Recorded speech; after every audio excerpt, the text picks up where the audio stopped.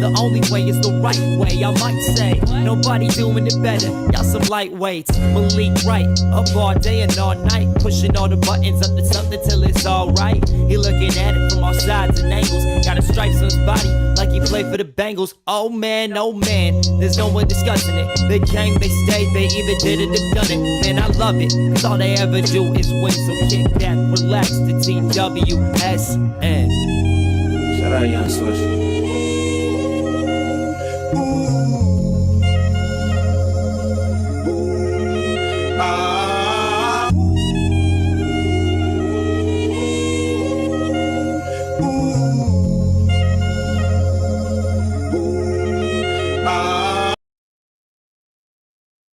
Of the Sit Down with Malik Wright / State of the Jungle on the Sit Down with Malik Wright's YouTube channel. It is our NFL Draft annual coverage as we go live from our TWSN studios, and we'll be watching the draft alongside with you guys. We will be talking this thing through, having the conversation, having a bit fun. I'm excited for it. Got Daniel joining me, obviously live as always. We got our guy, our TWSN website manager, Mike O'Hara. If you remember him, he was the guy that joined us for the Combine coverage. He was the guy that joined us for the Super Bowl coverage. It's been a while. We haven't seen Mike in a month, but Mike is back joining us live, ready to get his heart broken if the Bengals were to select someone that he didn't want the Bengals to select at 17. But we're excited to be here. We're excited to talk things through. We got Jimmy on the 1 2s, Marissa in the studio. So it is going to be a good night, boys. So far, this draft, I got to be honest with you, has been nuts. Very. Some things kind of shocked me. The Jaguars trading up for Travis Hunter seemed to shock a lot of people, but that was the worst kept secret an hour before the draft. Tyler Booker just went to the Dallas Cowboys. There were talks about him because he tested so poorly. You had the nerd saying the RAS score was so terrible. Tyler Booker might fall to the second round. Wrong. Guy doesn't make the pick 15. His film was elite. His play was elite. He goes to pick 12 at the Dallas Cowboys. Ted McMillan was a shocker to me, honestly. But when you think about it in the grand scheme of things, it makes sense. But a lot of these guys that people were slandering and talking down on kind of going off the board here. I think that's the part that's a little bit shocking. I mean, I think the most shocking pick so far maybe might be what's his face? Mikael Williams just going to the 49ers. I felt like the 49ers could have went a host of a lot of different places, but they decided to go with Mikael Williams.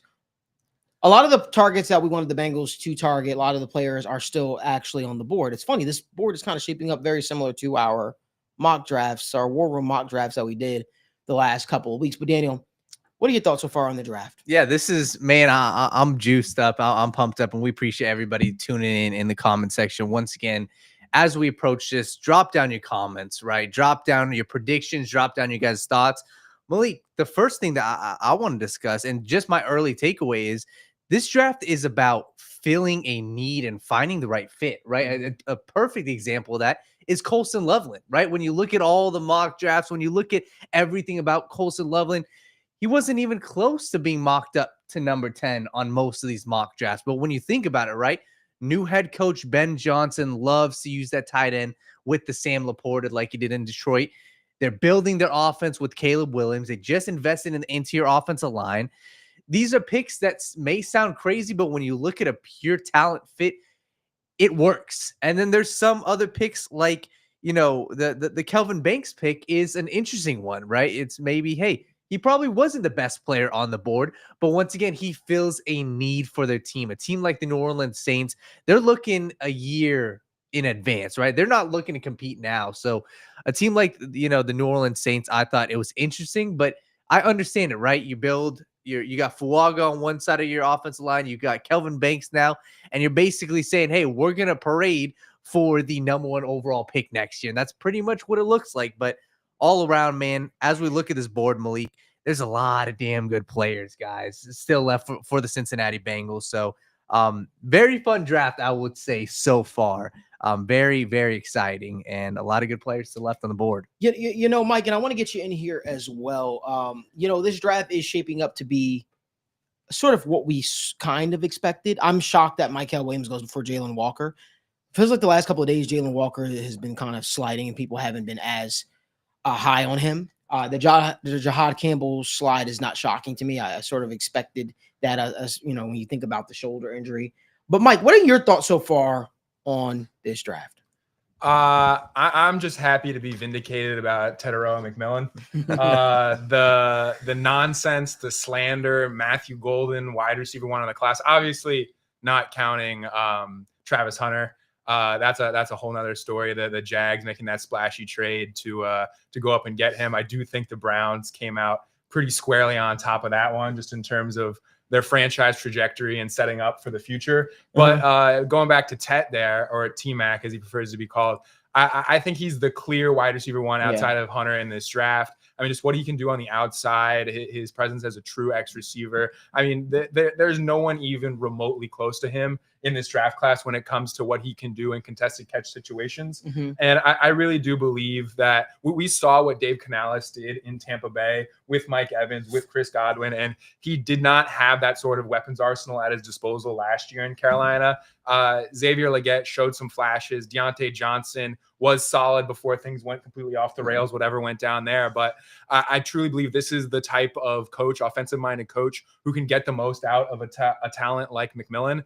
And I mean, they found some newfound hope in Bryce Young down the stretch last year. So I think we could see a more than a semi-competent offense in Carolina this year. So without talking too badly on Matthew Golden here, just altogether, that's a pick that I was excited to see, just to see him come off the board as the top receiver. You know, we're starting to see a run on some defensive linemen, obviously, and stuff like that. Who do we think the Dolphins go here? They need offensive line and they need defensive line. When you look at both their guys, you know, just straight up look at their depth charts. The defensive line is absolutely, you know, they got 3 interior defensive linemen on their roster. So I would probably say defensive line. They could end up going cornerback. Obviously, Jalen Ramsey, you know, potentially could be on the outs. I doubt that they go Jahdae Barron here. If I had to put a gun to my head, I'd probably say Walter Nolan goes to the Dolphins. I mean, I think they need a defensive tackle. Obviously, they lost Christian Wilkins a couple years ago. And Calais Campbell. So I you know, I'm right there with you. Hey, Jimmy, we can move on over to and see who the pick is for the people. You know, there it is. Wow. The Miami Dolphins draft Kenneth Grant, defensive tackle. I mean, You know, makes sense for a lot of reasons. You can't be too shocked. I mean, I really do think they were hoping that Tyler Booker would be there. But both sides of the ball, interior was a massive need in the trenches. I can't even name off the top of my head who their starting offensive guards are, but I know it's an absolute shambles. And they needed help everywhere. I thought that they might be looking at Will Johnson here as well, like you brought up, Daniel. I mean, they've got right now, I think they're prepared to roll out Storm Duck alongside Jalen Ramsey next season, and Ramsey's on the wrong side of 30. So this is a team. I talked about it a couple of days ago. I just want to say one thing. Sorry to cut you off, Mike. No worries. While we're in this drive, everyone that's in the stream, we really appreciate you guys. If you guys give this video a like and subscribe to the channel. I do realize there are a lot of people out there that are kind of leaking the picks before they happen.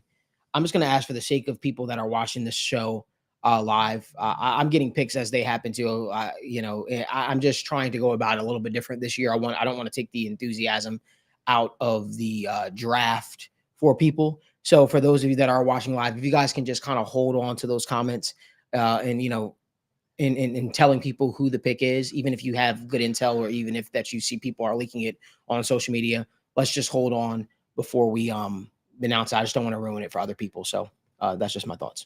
Mike, continue. Sorry. Yeah, all I was saying is I think that this is a team on the cusp of a full-blown rebuild. Yeah. And I really don't know if adding Kenneth Grant's going to be the piece in addition to what they already have on the roster that is going to make this a team that's capable of putting together a 9 to 10 win season that kind of tells the front office that maybe we can hold on to this thing and try and contend for another year or two before we scrap everything. But we'll just have to see. I mean, obviously Jalen Ramsey and Tyreek Hill, 2 of the aging star names on this roster, brought up in trade talks. Obviously the GM dismissed those trade talks when it came to Tyreek Hill, but we'll see.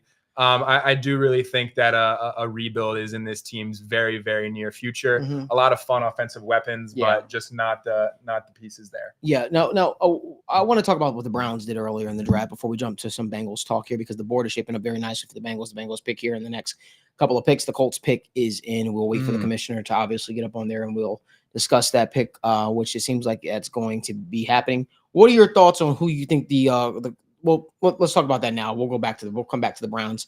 Daniel, what are your thoughts on what the Colts should do here? If I had to guess, Colts. I think they're probably going to go Warren, but I don't know if that's smart. I would probably end up going maybe corner, but I wouldn't. Wow. Tyler Warren. I want to know, did you get tipped off already? Are you tipped off already? Oh, Did you just guess that? No, I think this was honestly one of the most mocked ones. Yeah. And like I understand the fit totally. And for me, I guess the fit lines up with offense. You're trying to roll out, whether it's Anthony Richardson or Daniel Jones.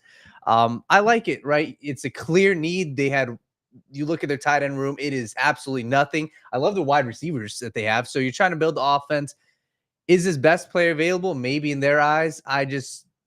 He's a weapon. So I think this is a very solid pick. So when we talk about some of the guys that are kind of currently off the board, right? We talk about Mason Graham. We talk about the Michael Williams. Who else is off the board from a defensive line standpoint? Kenneth Grant is off the board. The board is shaping up very, very well for the Bengals with names like Jalen Walker, Shamar Stewart, Walter Nolan still on the board as of right now. There are going to be some guys the Bengals can genuinely pick from. Listen, the Bengals have been searching for game changers on the defensive line for the last few years. Who do we think? Let's talk about the Bengals for a second. Yep. Who do we think the Bengals should select here at 17? For months and months, we've discussed it, we've debated it, we've talked it through. Who do you think the Bengals should pick? Who do you think they will pick at 17? Mike, let's go with you first, and we're going to go to Daniel. I think it should be Mike Green. I don't want to get too ahead of myself because we do have Atlanta on the clock, and they're essentially a lock to take an edge rusher here. Yeah. I do think it should be Mike Green. I know that there's some questions about Mike Green not fitting the Bengals' prototypical size when it comes to an edge rusher, but I mean the 17 sacks. Hard to ignore that sort of production, and he put out good tape against the Ohio State Buckeyes, a truly high-end opponent, even before Josh Simmons went down. But it's once again kind of going back to it. It's hard to ignore that level of production from an edge rusher there. I do think that they will go Walter Nolan, partially just because of just reading into who the Bengals may be targeting and the fact that I really don't have faith that Mike Green makes it past the Atlanta Falcons here. I think that Terry Fontenot in the front office in Atlanta are going to agree with me in the sense that level of production is just too hard to pass up. So we'll just have to see where the board shakes out. But I'm pretty confident we're going to address the defensive line here. I know some people have been talking about other positions, potentially grabbing a guard and Gray Zabel. That was one that flared up today, but I do think it'll be adding onto the front seven. Daniel. Yeah, this is fun. Every mock draft that we've done kind of lines up, and even more so right now. There's so many options on the board. Defensive line, obviously, when you look at how the Bengals have typically drafted, whether it's, hey, go with the strength of the class, it is on the defensive line right now. So my immediate thought, it still goes back to, hey, I want a game changer, and I want a guy who has the pass rushing upside, right? I understand, everything going around about, the Bengals defensive line, coach Montgomery saying, hey, stop the run and earn the right to rush the passer. I totally agree with that.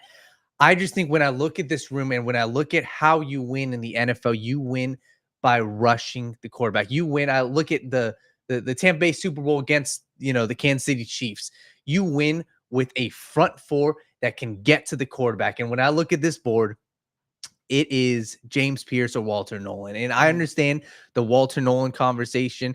I'm happy with either one of those. And if I had to guess what they will end up doing, if Walter Nolan's on the board, I'd probably lean Walter Nolan, but I'm just going to stake my claim right now. I think that James Pierce is the guy that I don't know if I would potentially pass up. But like I said, there's a ton of talent on the board.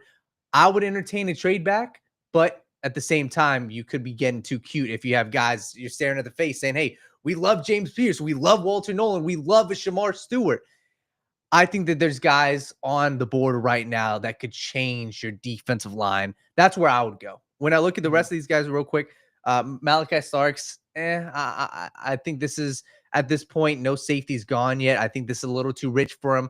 I like the Mike Green. I don't know if the Bengals will end up going there, but I'm with you. You have to address the defensive line with the board looking at you like this. How often do you get guys? I can count at least 3, 4 of these guys. I say, hey, they come in and they are immediately a freak on this defensive line. I'm going defensive line. If I had to stake my claim, I would go James Pierce Jr. You're saying that for the Atlanta Falcons? The Bengals. Okay. The Bengals. So what do you think? What do you think the Falcons do here with their pick? Mike Green's interesting. I wonder if they go Jalen Walker, right? The Georgia Atlanta connection. I'm very confident they go pass rusher. I don't know. They could go a lot of these guys. Shamar Stewart, they could be, absolutely enamored with his intangibles. I just think that they're a team, though, that is looking to compete soon. And I think that they're going to go with one of these guys who have had production, whether it's, Mike Green, James Pierce, Donovan Ezeraku. I think they're going to look for that immediate production, and those would be the guys that I would try to pencil in for them.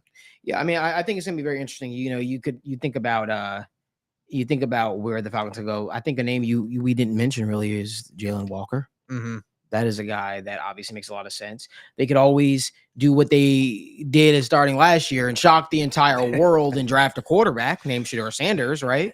Or maybe there's a trade back scenario here. If they're down to 1 minute and 33 seconds left, 30 seconds left on the clock, where are the Falcons going to go with this pick? Where are the Falcons going to go with this pick? Well, one thing's for sure is I thought that they would be drafting a defensive lineman for sure. I really believed in my heart that the Falcons would be drafting a defensive lineman. We'll see what happens, but they're getting down to the wire. It seems like they don't even know what they're doing. It wouldn't shock me.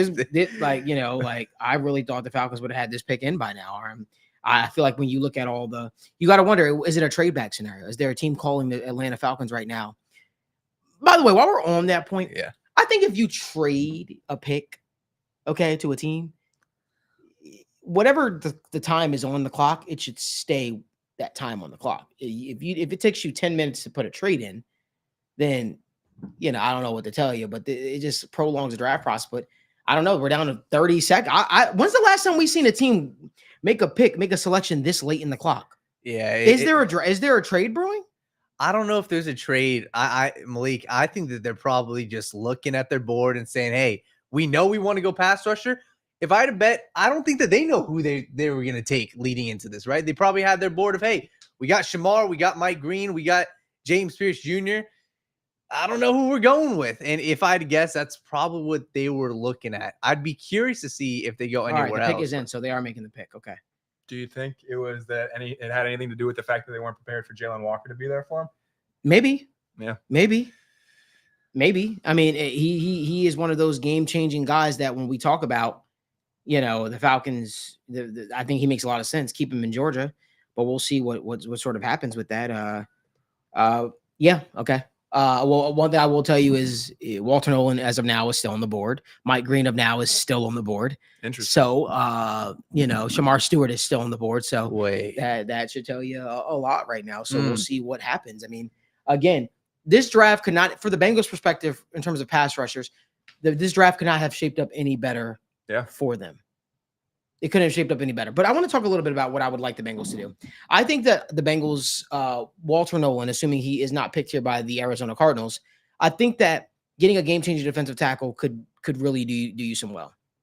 The reason why I say that is because when I look at it, they've been trying so hard to address an interior pass rusher on the defensive line. I agree with Daniel at this point too. I would consider a trade back. You're getting flamed in the comment section right now. Me? Daniel. Somebody said I'm working you too hard. You need a haircut. My hair, that's actually funny. I need to get a haircut. But you can tell them I don't work them too hard. I don't work them too hard. But no, I look at it and I say Walter Nolan is a guy that's staring you right in the face. It's a position you've tried to address the last couple of years. You got TJ Slatton. You got guys like Chris Jenkins Jr. You brought back BJ Hill. So again, they kind of slowed down the process for you to actually have to, address position if you didn't want to. Let's say if the board didn't fall the way you wanted to, but it's falling that way. guy like Walter Nolan still on the board, and you got to ask yourself. And here's the question I always ask myself: if you draft Walter Nolan, does he provide you something different than any of those other guys do in that room? To me, I think Walter Nolan by far and away can wind up being the best interior pass rusher of this draft. The guy wants to be great. The guy wants to play at a high level. And I think that this pick makes a lot of sense for a lot of reasons. If you want to take the character concerns of a guy like Mike Green, sure, this is a spot that you can consider.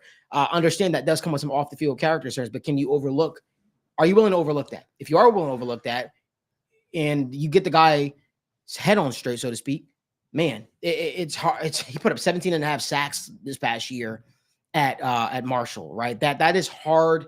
That is hard play to sort of replicate. And for me, when I look at a guy like Mike Green, I think he's a true difference maker. Now, you always have the fascinating case of a guy like Shamar Stewart.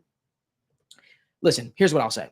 Every single draft, somebody is a winner and somebody is a loser. Somebody reads too much into measurables and how you test from an athletic profile, but I still believe production is king.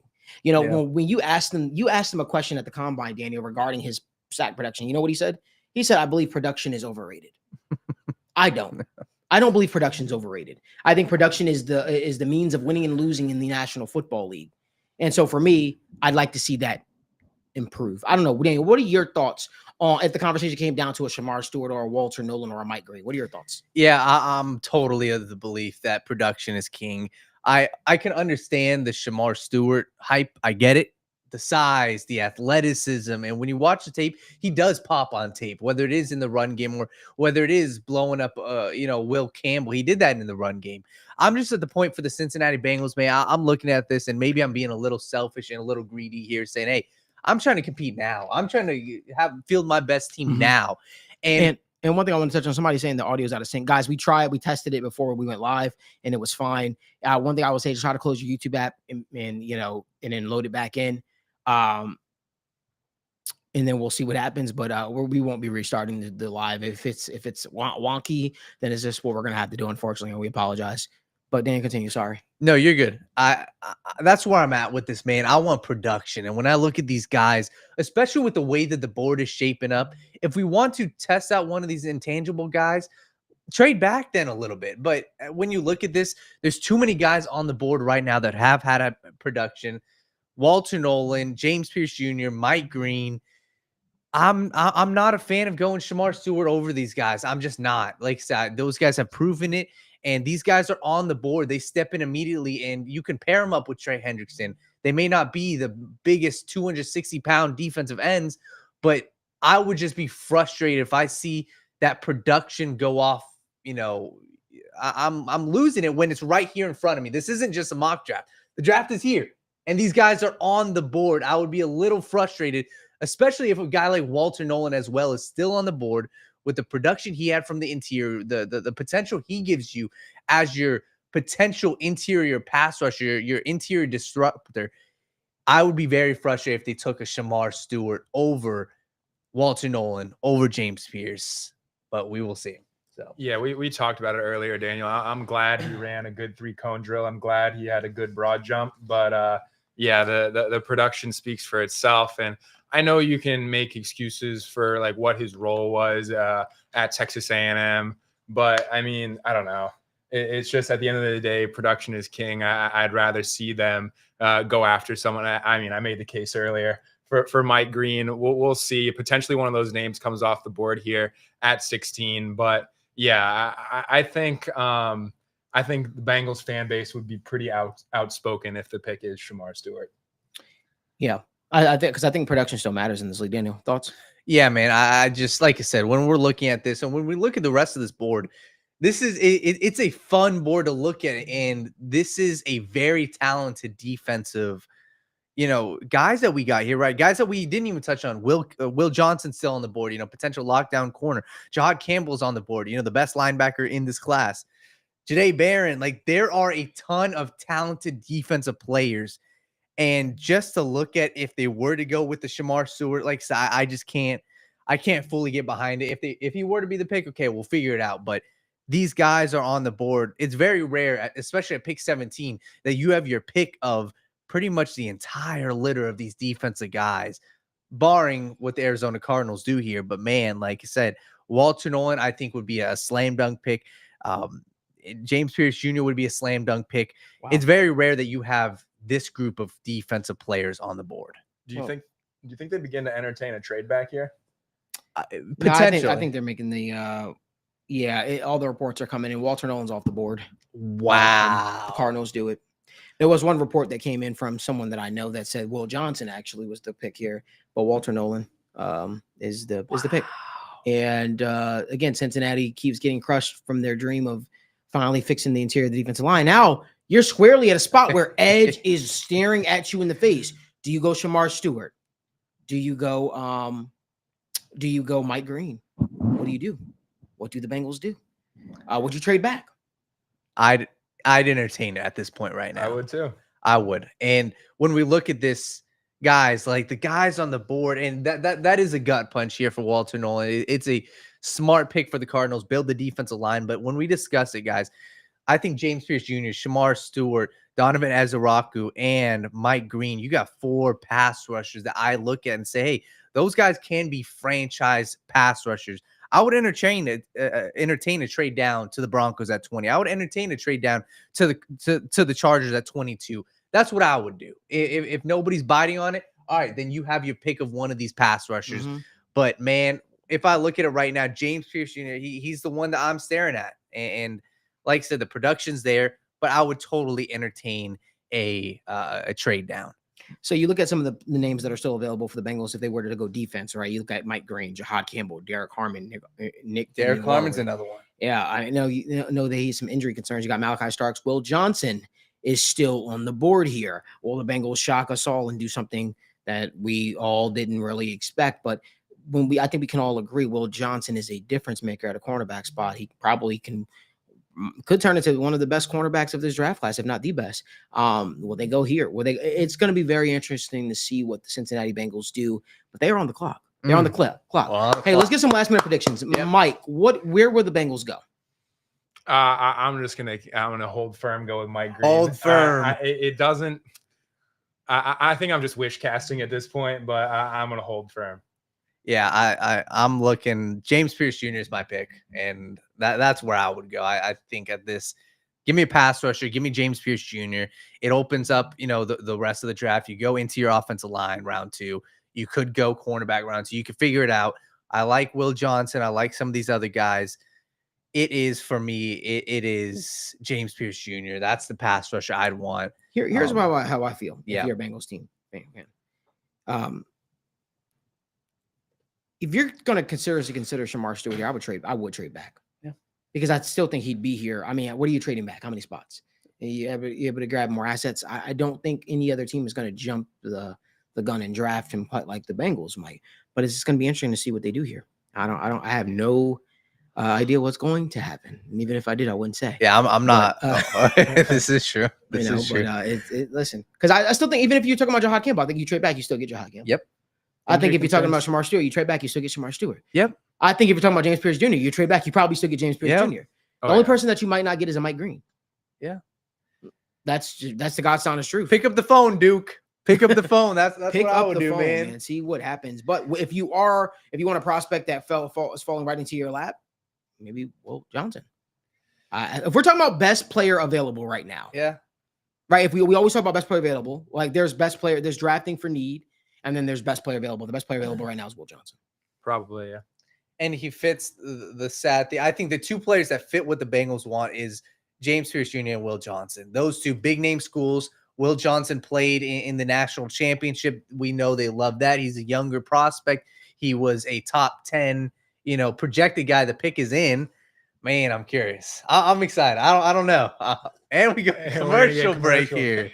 Every single time the Bengals pick, they always go to commercial, don't they? Yeah. There's a lot of good guys on the board. I think they're going to end up with somebody good. I hope so. And this guy, this is going to be a cornerstone of your defense, man. And we know they love these younger athletes. I want a 5-star athlete. I want a guy who, man. So you want Shamar Stewart? No, I want a guy who had production as well.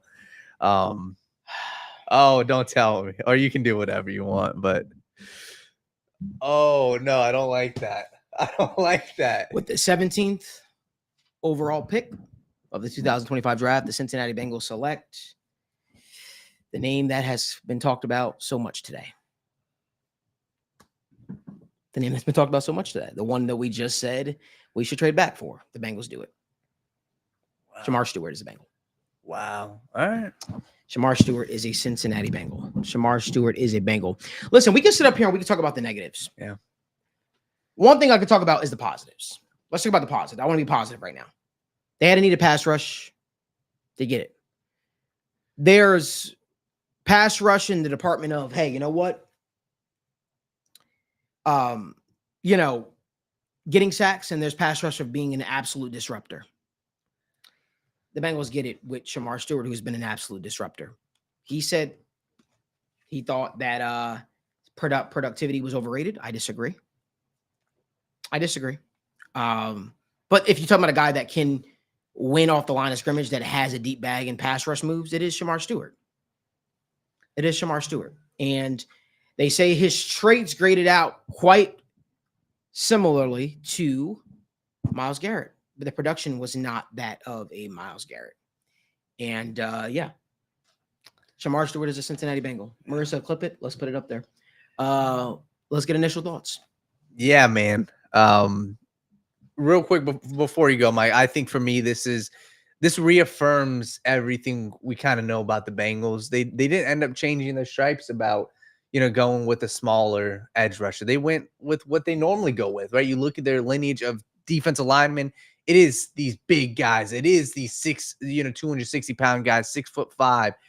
He fits what they want. And what the defensive line coach said, stop the run first, earn the right to rush the passer. Shamar Stewart can do that for you. When I watched him, like I said, the biggest negative is he didn't really know what to do with his hands. Didn't really have, good hand usage. But at the end of the day, when you turn on the tape, who's the dude that pops? Shamar Stewart pops. He does. And you watch him up against Will Campbell. In the past game, he didn't look great, but there are multiple reps. He's blowing offensive linemen off the ball. He's blowing offensive linemen on their ass. So if the Bengals fans want to get excited for this pick, I think you immediately look at, say, hey, Trey Henderson is the star pass rusher on the opposite side, and Shamar Stewart is an athletic freak from day one. You slot him in right away as your starting edge rusher, and you hope that he develops. But like I said, I think it's a little frustrating to see the production go off, the stay on the board. But Shamar Stewart popped on film, and they got their edge rusher of the future. So.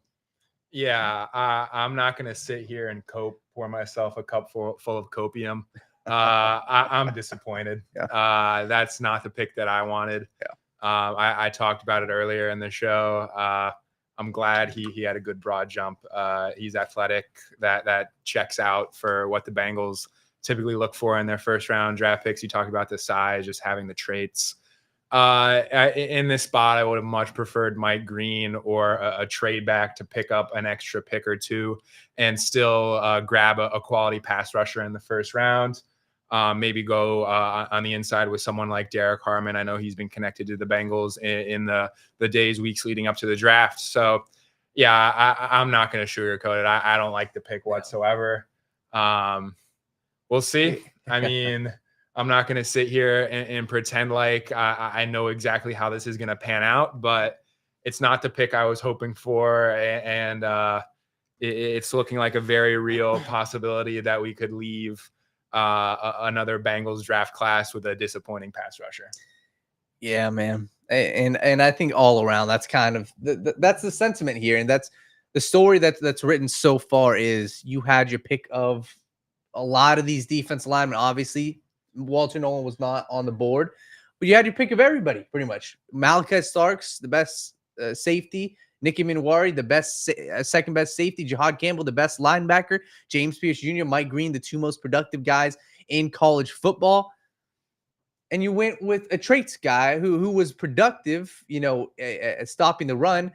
That's what the Bengals chose. And the Bengals are looking at this saying, hey, we know what we know, and we're going about it the way we've gone about it.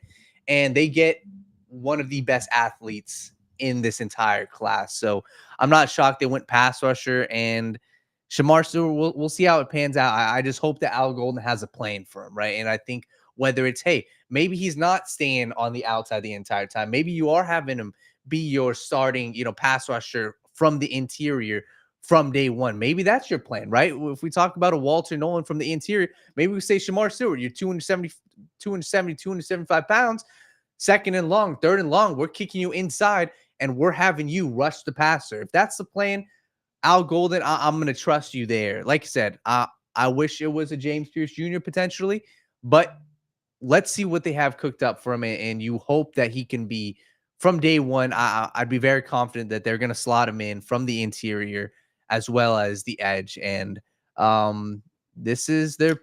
Listen, I'll be honest with you. I don't mind the pick that much. I have a serious issue with the lack of production, but if I'm being completely honest with you, I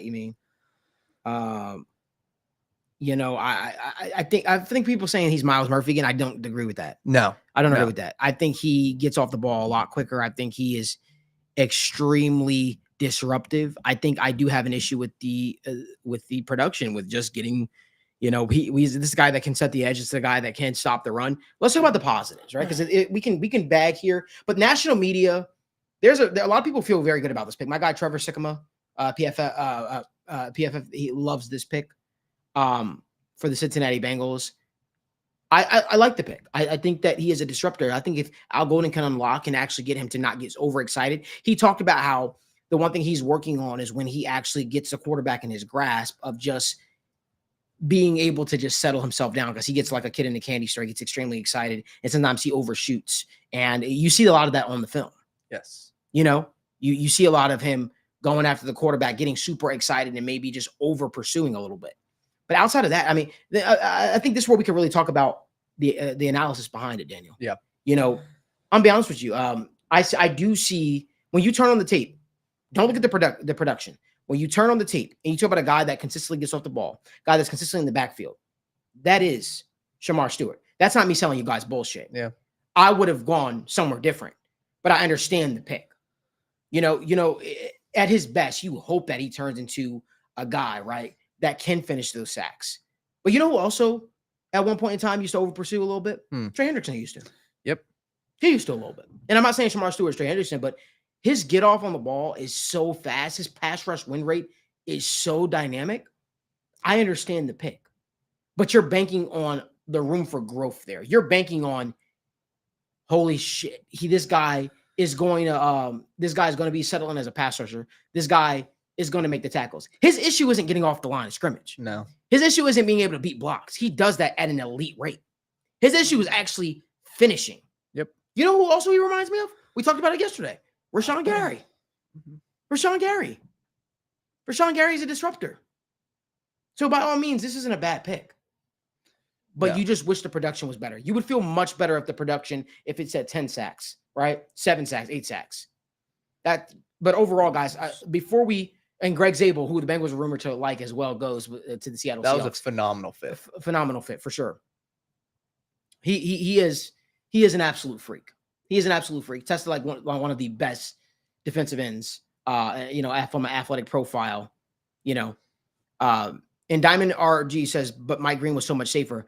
Mike Green might have been safer as far as a pass rusher, but he wasn't safer in terms of the sexual assault allegations that he's been essentially.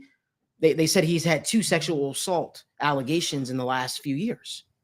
Those are really alarming. That's the only reason why. But if they can develop this guy, maybe he turns into something special for the Bengals. You guys can talk further about this. Yeah, I'm not. And when we discuss this, listen, everybody, we love all these opinions, right? Drop them down in the comment section. I'm not going to rule this pick out yet. I'm not. And for me, immediately my mind goes to this, and obviously the Bengals could decide to do something different. I'm not trading Trey Hendrickson. I'm not.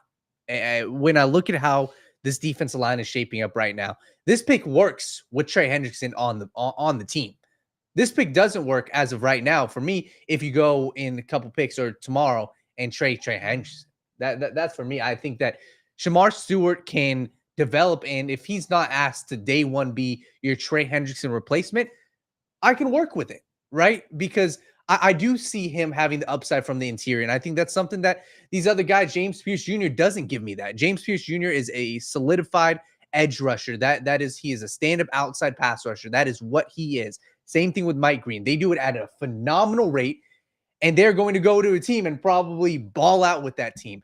As of right now, if I'm trying to see what is the upside with Shamar Stewart, it is the fact that this dude got in the backfield, at will, and he bulldozed offensive linemen. I've got something to tell Bengals fans right now, really quickly, that they're not going to agree with, and it's okay. I love you all regardless.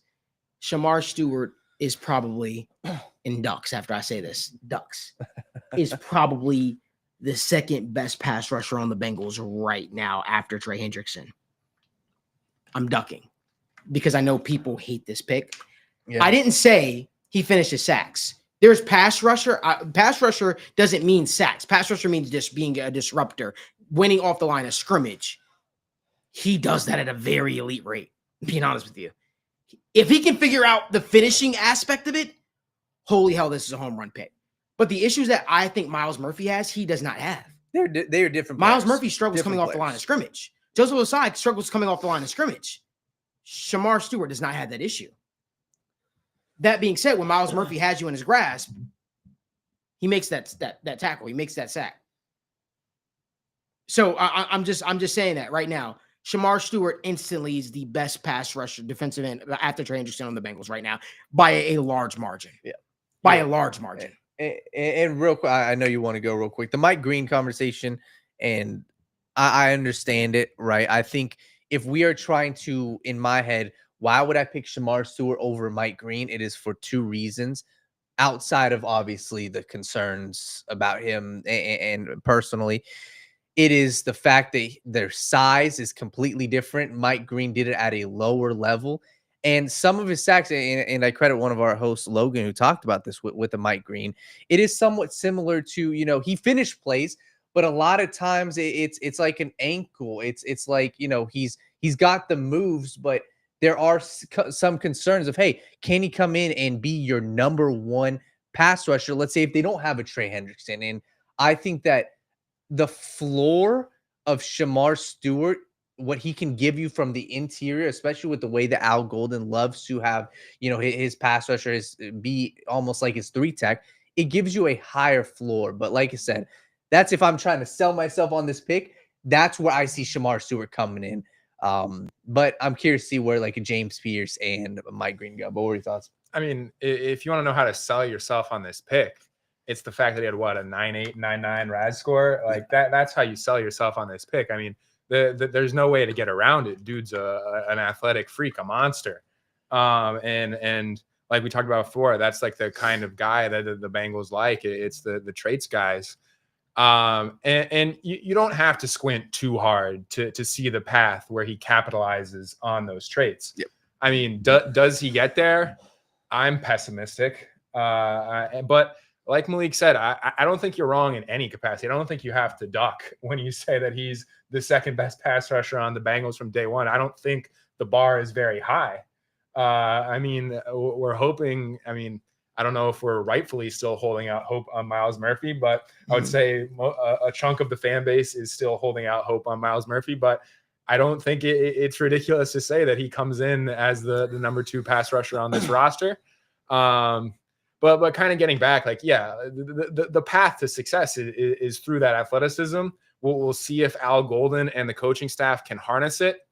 It's the Myles Garrett comps that came out after the combine are unfounded. Those are a bit ridiculous, but I mean, you can see the path to him becoming a productive pass rusher. You know what I could see happening? I could see him being a disruptor like he's been throughout in college, never being a double-digit sack guy, but Myles Murphy and company and those guys racking up a bunch of sacks. I could 100% see that. And that's a very, very real possibility. You hope that he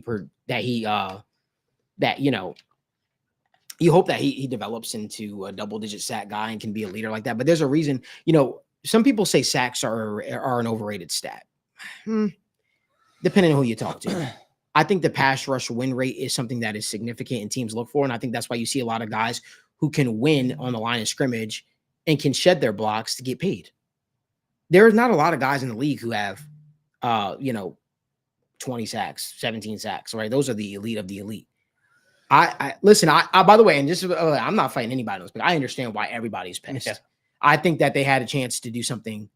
This is a project. This is still a project. This is still a project player, and you're hoping that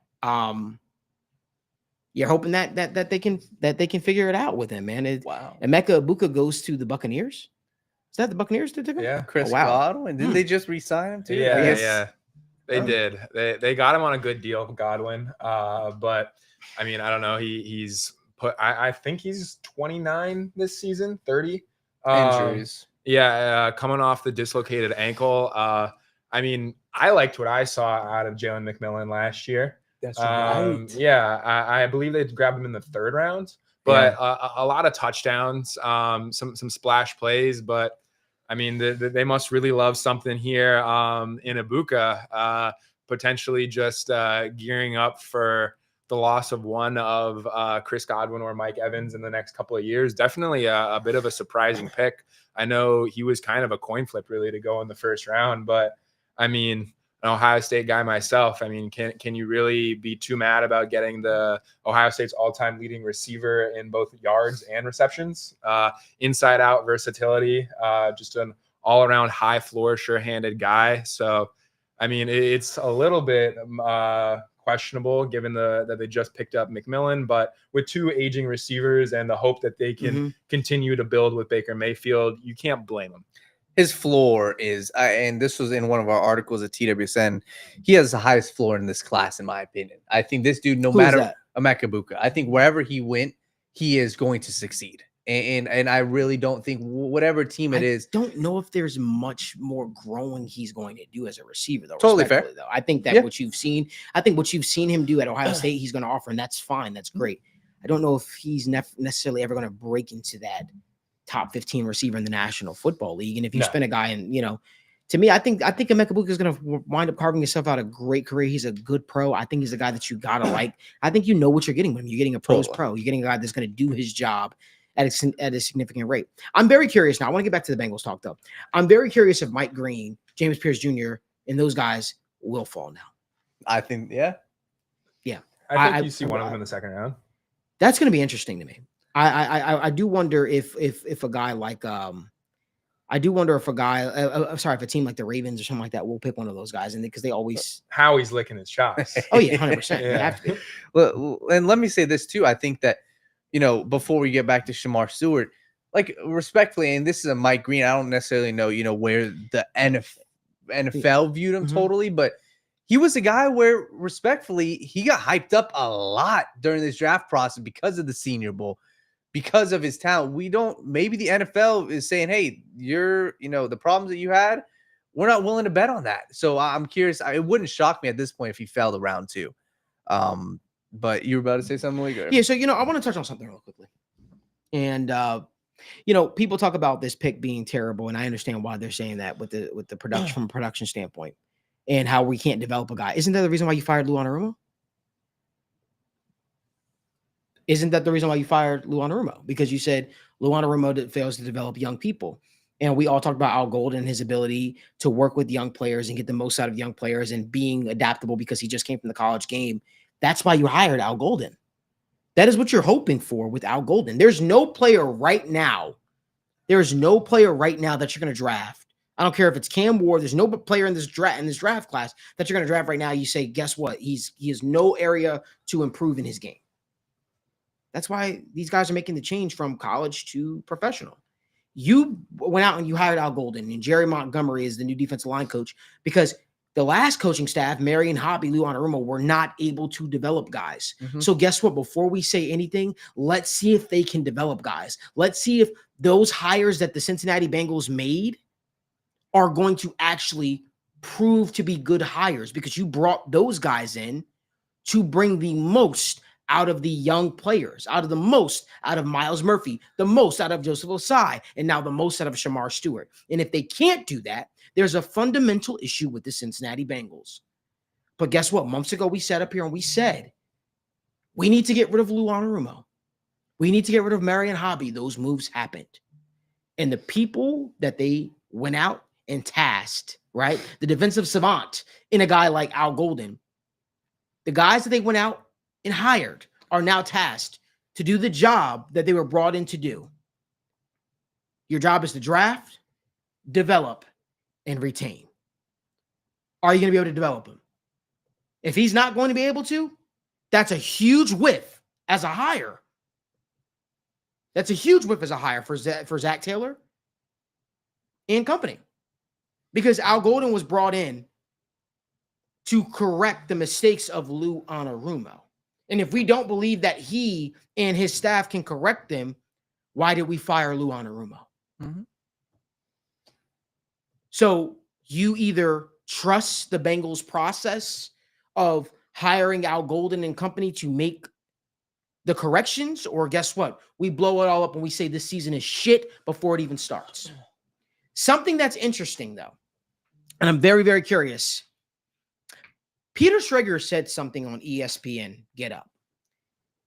He said if the Bengals drafted Shamar Stewart, hint, hint, right? Hear me out.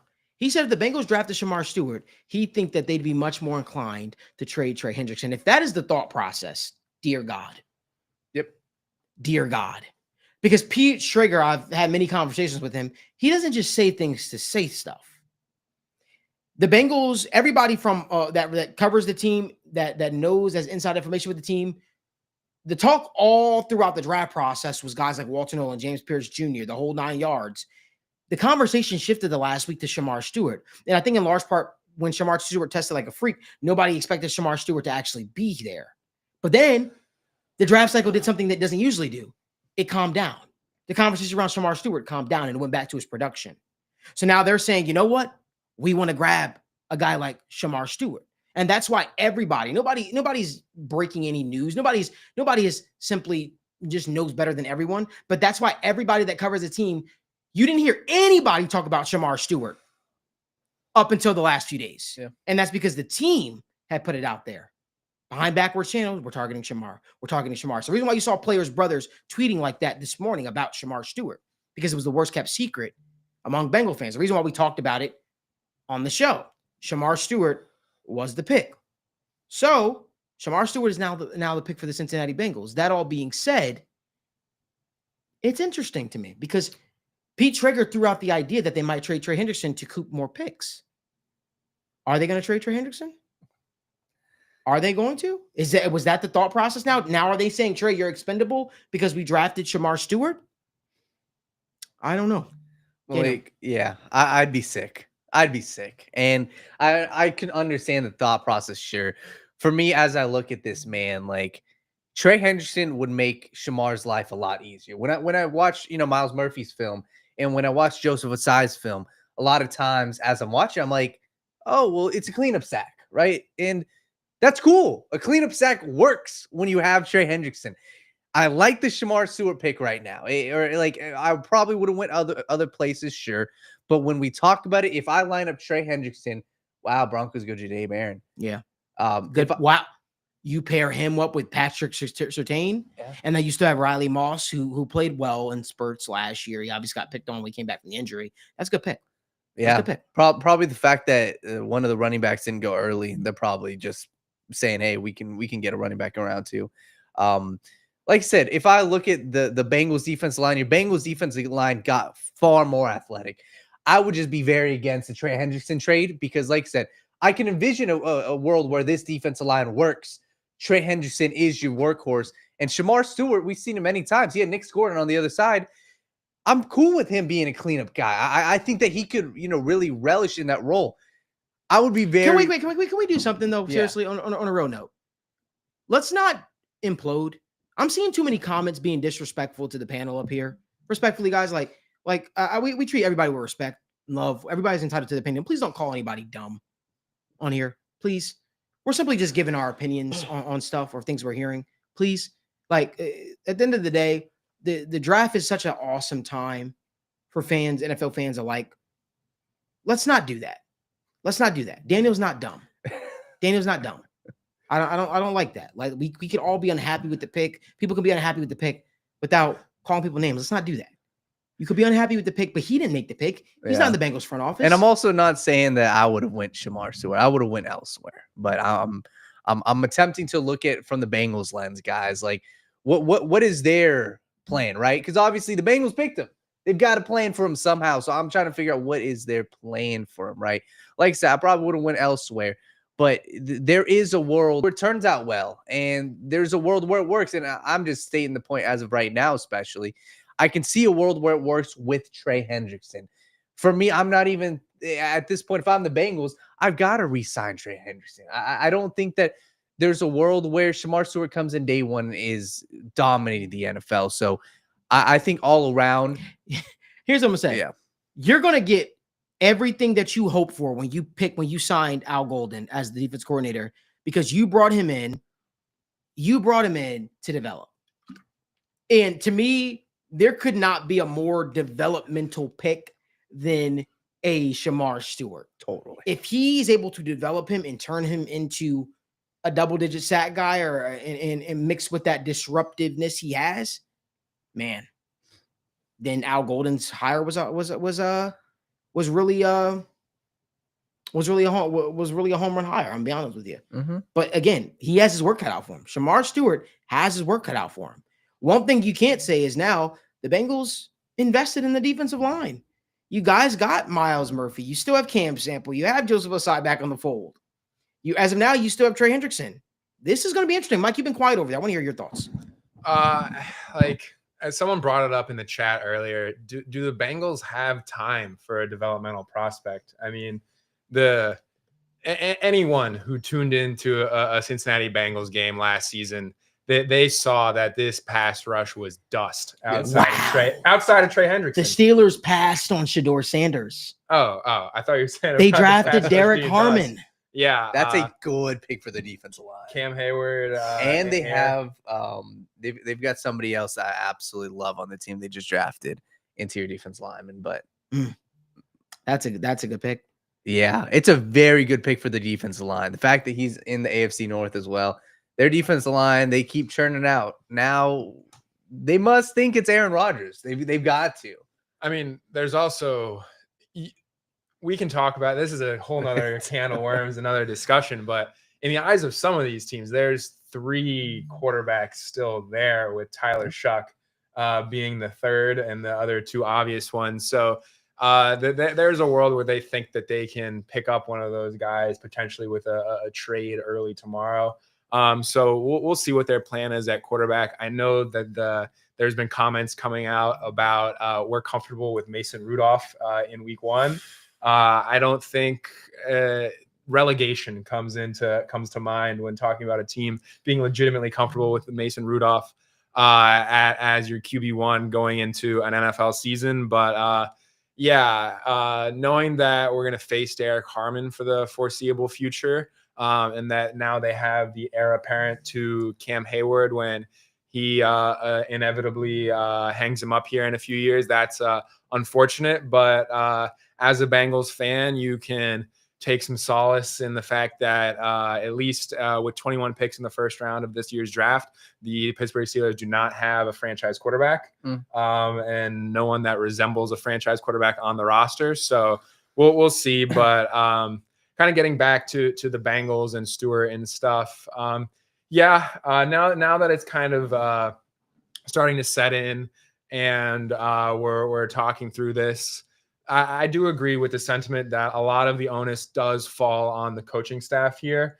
and their ability to actually get the most out of the traits of Shamar Stewart. Because I mean, the draft pick was for the traits. They believe that they can develop this player into someone who's impactful for this defense, someone who can produce. Like I stated before, I'm pessimistic that he gets there. But a lot of it does fall on the coaching staff to do their part here. I would have liked to see potentially a trade back or just another player at 17. It is what it is, but it's this is the reality of the situation. But kind of talking about the Trey Hendrickson stuff.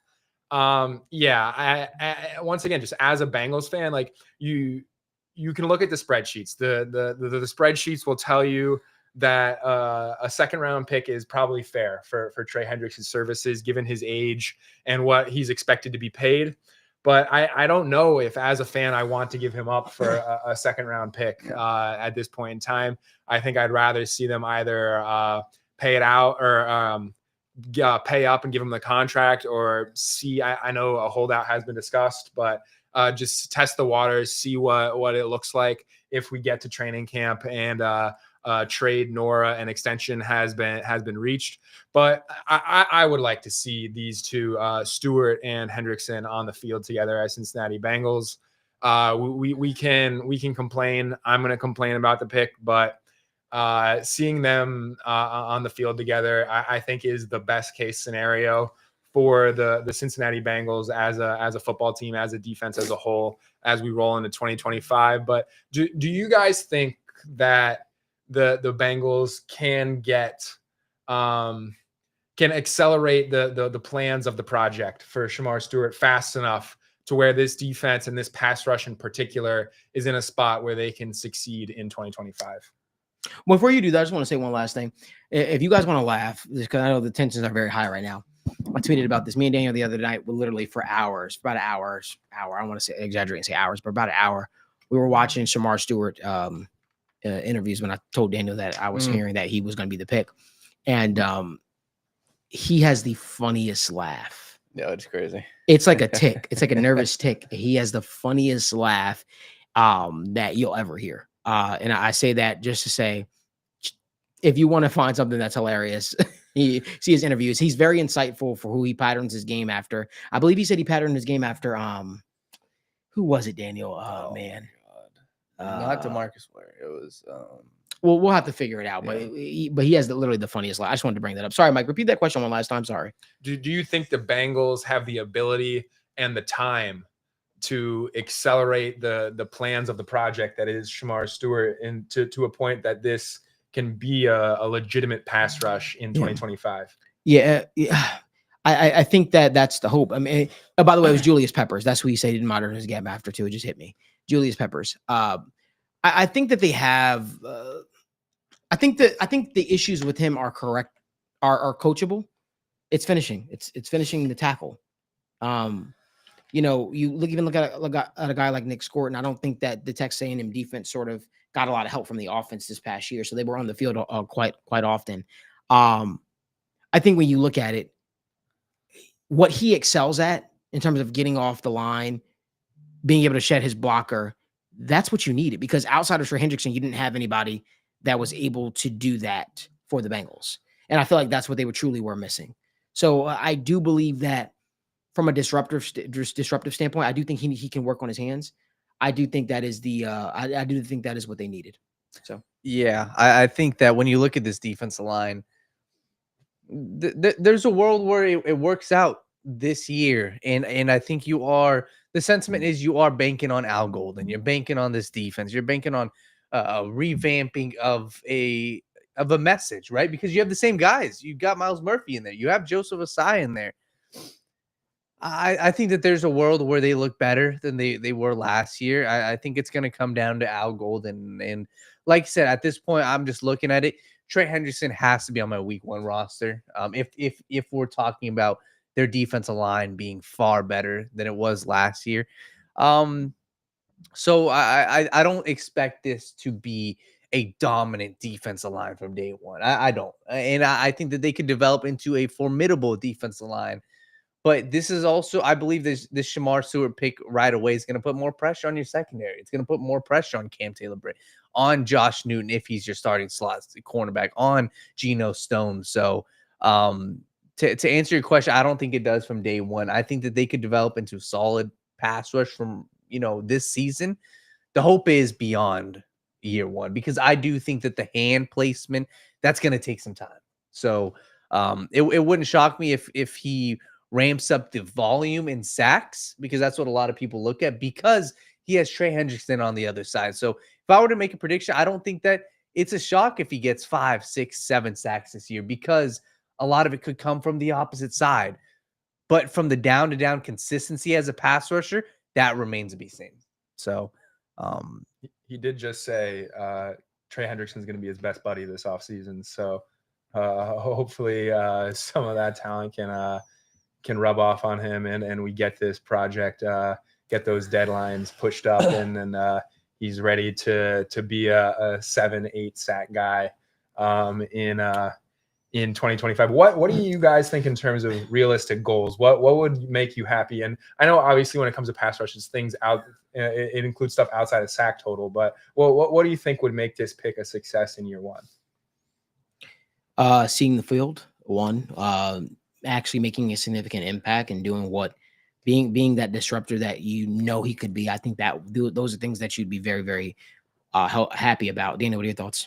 Yeah, I think a realistic expectation is, like I said, I'm not going to look too much into numbers for me personally, because I do think that there's a world where he has 2 games, and in both of those games he gets 2.5 sacks, right? Whether it's a game against a terrible offensive line. So I'm not going to look too much into the specific sack numbers, because I think those can be inflated. It's going to be, hey, can he be at the end of the season? Can he be my starting outside pass rusher opposite Trey Hendrickson? Heading into the playoffs, Trey Hendrickson and Shamar Stewart are my 2 starting edge rushers. That's what I view as a success. That's what I would view as saying, hey, we're heading into the playoffs with a chance to win the Super Bowl, and Shamar Stewart is seeing a lot of snaps heading into the playoffs. That would be a major win in my book. A negative would be we're heading into the playoffs with a rotation of Myles Murphy, Osai, and Shamar Stewart in year 1. And we're looking at Trey Hendrickson not getting re-signed. And we're heading into year 2 with Shamar Stewart being my number 1 pass rusher without Trey Hendrickson. That's what a nightmare scenario looks like for me. But we'll see. And like I said, I think that's how I view the 2 scenarios. And I look at it, hey, heading into the playoffs, that's what I care about. And that's what we all cared about this past season. Week 18, we were looking at it, we say, we got a chance to make the playoffs. If he's my starter, come week 18, I think that's a win so far for the season. I think I seriously think it was a blessing and a curse. I think the Bengals saw the improved defense down the stretch when Lou Anarumo simplified the defense. And I think they said to themselves, our defense is better than what we actually showed. They're saying in their eyes, they're saying injuries and lack of development of the young players is the reason, or even playing of the young players is the reason why the defense was as poor. And they think that in their minds, had Lou simplified the defense earlier on the season, and how he played the young players earlier, I think the Bengals believed that they would have been in the playoffs. I really believe that. So I think they almost view this defense as a retooling versus a actual rebuilt defense. I don't know. Yeah. What are your thoughts, Daniel? Totally. And they're banking on Al Golden. They're banking, saying, hey, we think Osai can be a very good guy for us. We think that Myles Murphy can be a very good guy for us. They believe in Slayton. They believe in their defensive line right now. And we'll see. I think Sorry, go ahead. No, like real quick, the cornerbacks, I think that you're banking on these guys turning up. Cam Taylor-Britt, wow. Marvin Hampton, Yeah, to the Chargers. Mhm. Okay. Najee Harris, dust ball. Najee Harris and Amari. Yeah, Najee Harris. Sorry for you, man. See you never, buddy. That's a fun offense, but I just think that you're putting a lot of pressure on your cornerbacks and Geno Stone, but they're banking on Al Golden, and Al Golden must have a plan for all these defensive linemen, and we'll see what Al Golden's got in store for us. So, yeah. Yeah, and I think we've mentioned it multiple times on this show. It's really going to fall on the shoulders of Al Golden, but it still remains hard to get fired up about this defense and this pass rush. But what you were saying earlier when I was talking about what would make this a success, if week 18 rolls around, the schedule hasn't come out yet. Probably a divisional opponent. Week 18 rolls around, and Shamar Stewart is in a rotation with Myles Murphy and Joseph Osai. I will be beyond pissed. Yeah. I will be so incredibly frustrated. I mean, the fact that they've thrown dart after dart, and I mean, Osai was a 3rd-round pick, right? I know he's day 2, but so obviously not a massive investment, but dart after dart at someone to pair just to shore up this pass rush.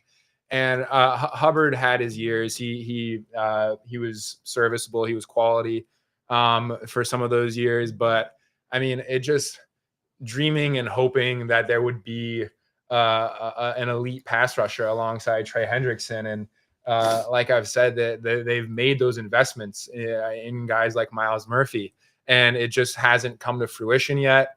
It seems like we could be heading down a similar path yet again. But yeah, it comes down to the coaching staff. Everything that we know when it comes to the athletic testing and how he's looked on tape as well is that the pieces are there. You just have to assemble the puzzle. We'll see what Al Golden can bring. This defense is obviously gonna undergo some transformations with Al Golden at the helm. Yeah. At this point, you just gotta count your lucky stars and hope that he can bring the most out of them. Yeah. So we saw the Chargers take Amari Hampton, running back. I know a lot of Broncos people were shocked. They thought Travion Henderson or Amari Hampton was going to be the pick there, and I don't think the Broncos expected Jahdae Barron to be there. This draft is shaping up. I'm really listen, we'll go live until Baltimore's pick. Okay. We'll stay live until Baltimore's pick to see who Baltimore selects, to see if they break our heart and see if they take a pass rusher by the name of Mike Green or James Pierce Jr. Wouldn't that be such a Baltimore thing to do? Totally. That would be such a Baltimore thing to do.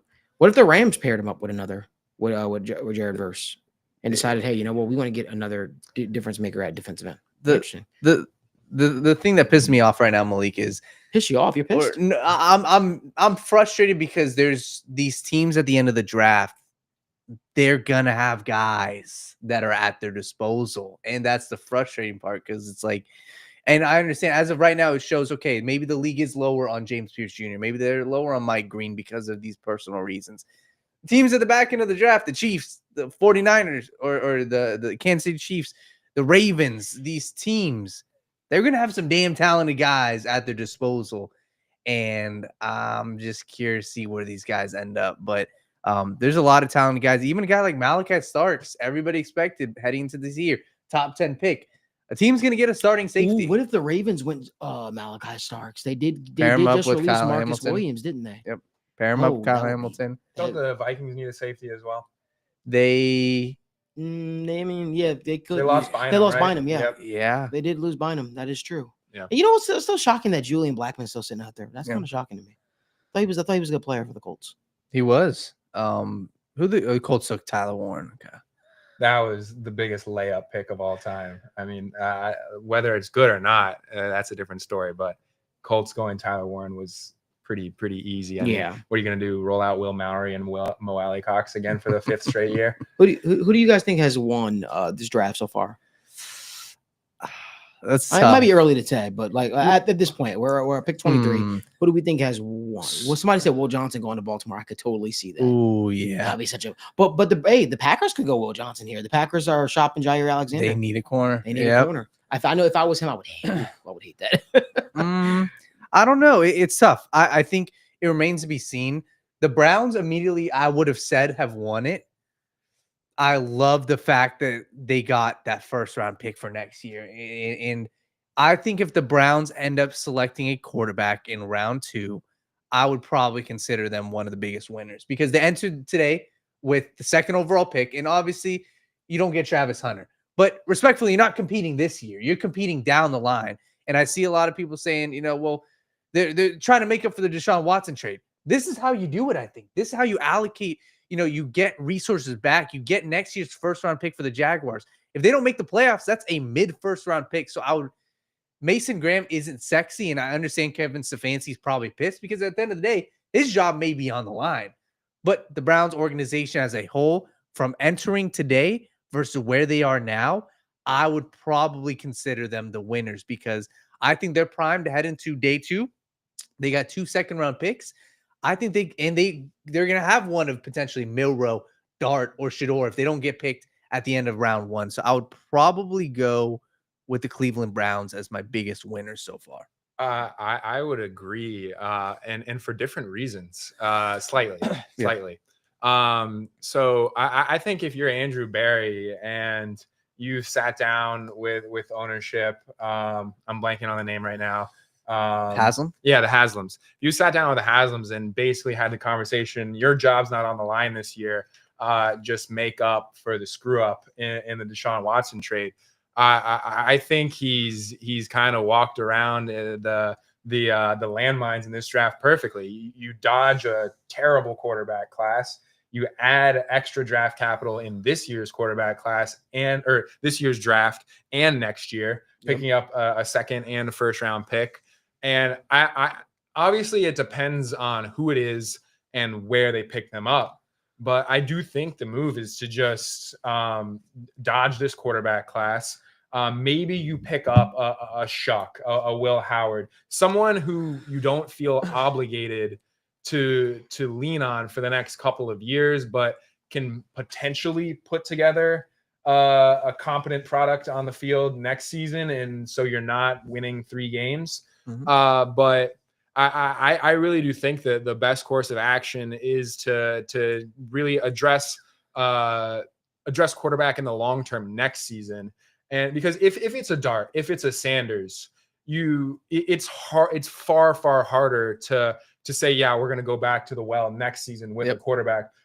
But I think that's the best route, is to dip into next year's class and to just avoid it, kind of bite the bullet this year. And it really does come down to whether Stefanski and Barry are coaching for their jobs, or not necessarily Barry in that case. But I do think that this is the smartest long-term path for the Browns, is to avoid this quarterback class, rack up as much draft capital as you can, address the other holes in the roster. So if they continue kind of going down this path where they're not going after Dart or Sanders, I do think that they would be the winners of this draft class in terms of making amends for the numerous missteps of the last couple of years.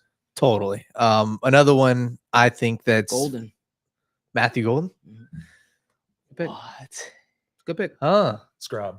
Think so? Scrub. Matthew Golden, he's the concern I have. I'm curious. I'm wondering if one of those guys is going to get traded. I mean, they got Christian Watson, they got Romeo Watson's Doubs. not playing next year. That's right. Yeah. Romeo Doubs, and they got Wicks. Okay. And Reed. So they got 4 wide receivers now. All kind of similar, I would say. Reed's a little different, obviously, but Golden, Get another weapon for their young quarterback. yeah. I mean, you got to capitalize on his rookie, or where he's at right now. One other team, real quick. I'm curious to see where they end up going the rest of this draft. But from a pure defensive line standpoint, I like the fact that the Cardinals took Walter Nolan. I think when you hear these names, Josh Sweat was the big signing. You got Calais Campbell, who's coming in, obviously just on a 1-year contract, but you got Walter Nolan, and you got Darius Robinson, your first round pick last year. Those are 3 young guys I think that, can learn a lot from a Calais Campbell. And I think the Arizona Cardinals have had so many struggles with, they're trying to go all over the place. They got the flashy quarterback. They got their wide receiver. They got Trey McBride, but they're not winning in the trenches. So I think you have to start somewhere. And I think the fact that they're in a division with, some of these teams that are trying to go flashy, like the Seahawks, if you build that interior defensive line, I think that Walter Nolan was a home run pick. And I know Bengals fans are going to hate to hear this, but he was a home run pick for the Arizona Cardinals. I love what they did. And the fact that they get to build and potentially develop Darius Robinson. They got Josh Sweat. I think he was one of my favorite selections from this year's draft so far. Matthew Golden. Wow. I can tell you this was one of my least favorite picks. Matthew Golden. What don't you like about him? Well, for starters, I mean, you that number right there on the screen, 429. I'm not trying to buy in any conspiracies too heavily, but there's some legitimate evidence that it was mistimed. Golden's 40. So that's kind of one of the big things that his profile is banking on. But he's a 3-2 game wonder. It was 26% of his yardage and 32% of his receptions came in 2 games down the stretch last year. Just a very, very low percentile guy in terms of his receiving yards per game.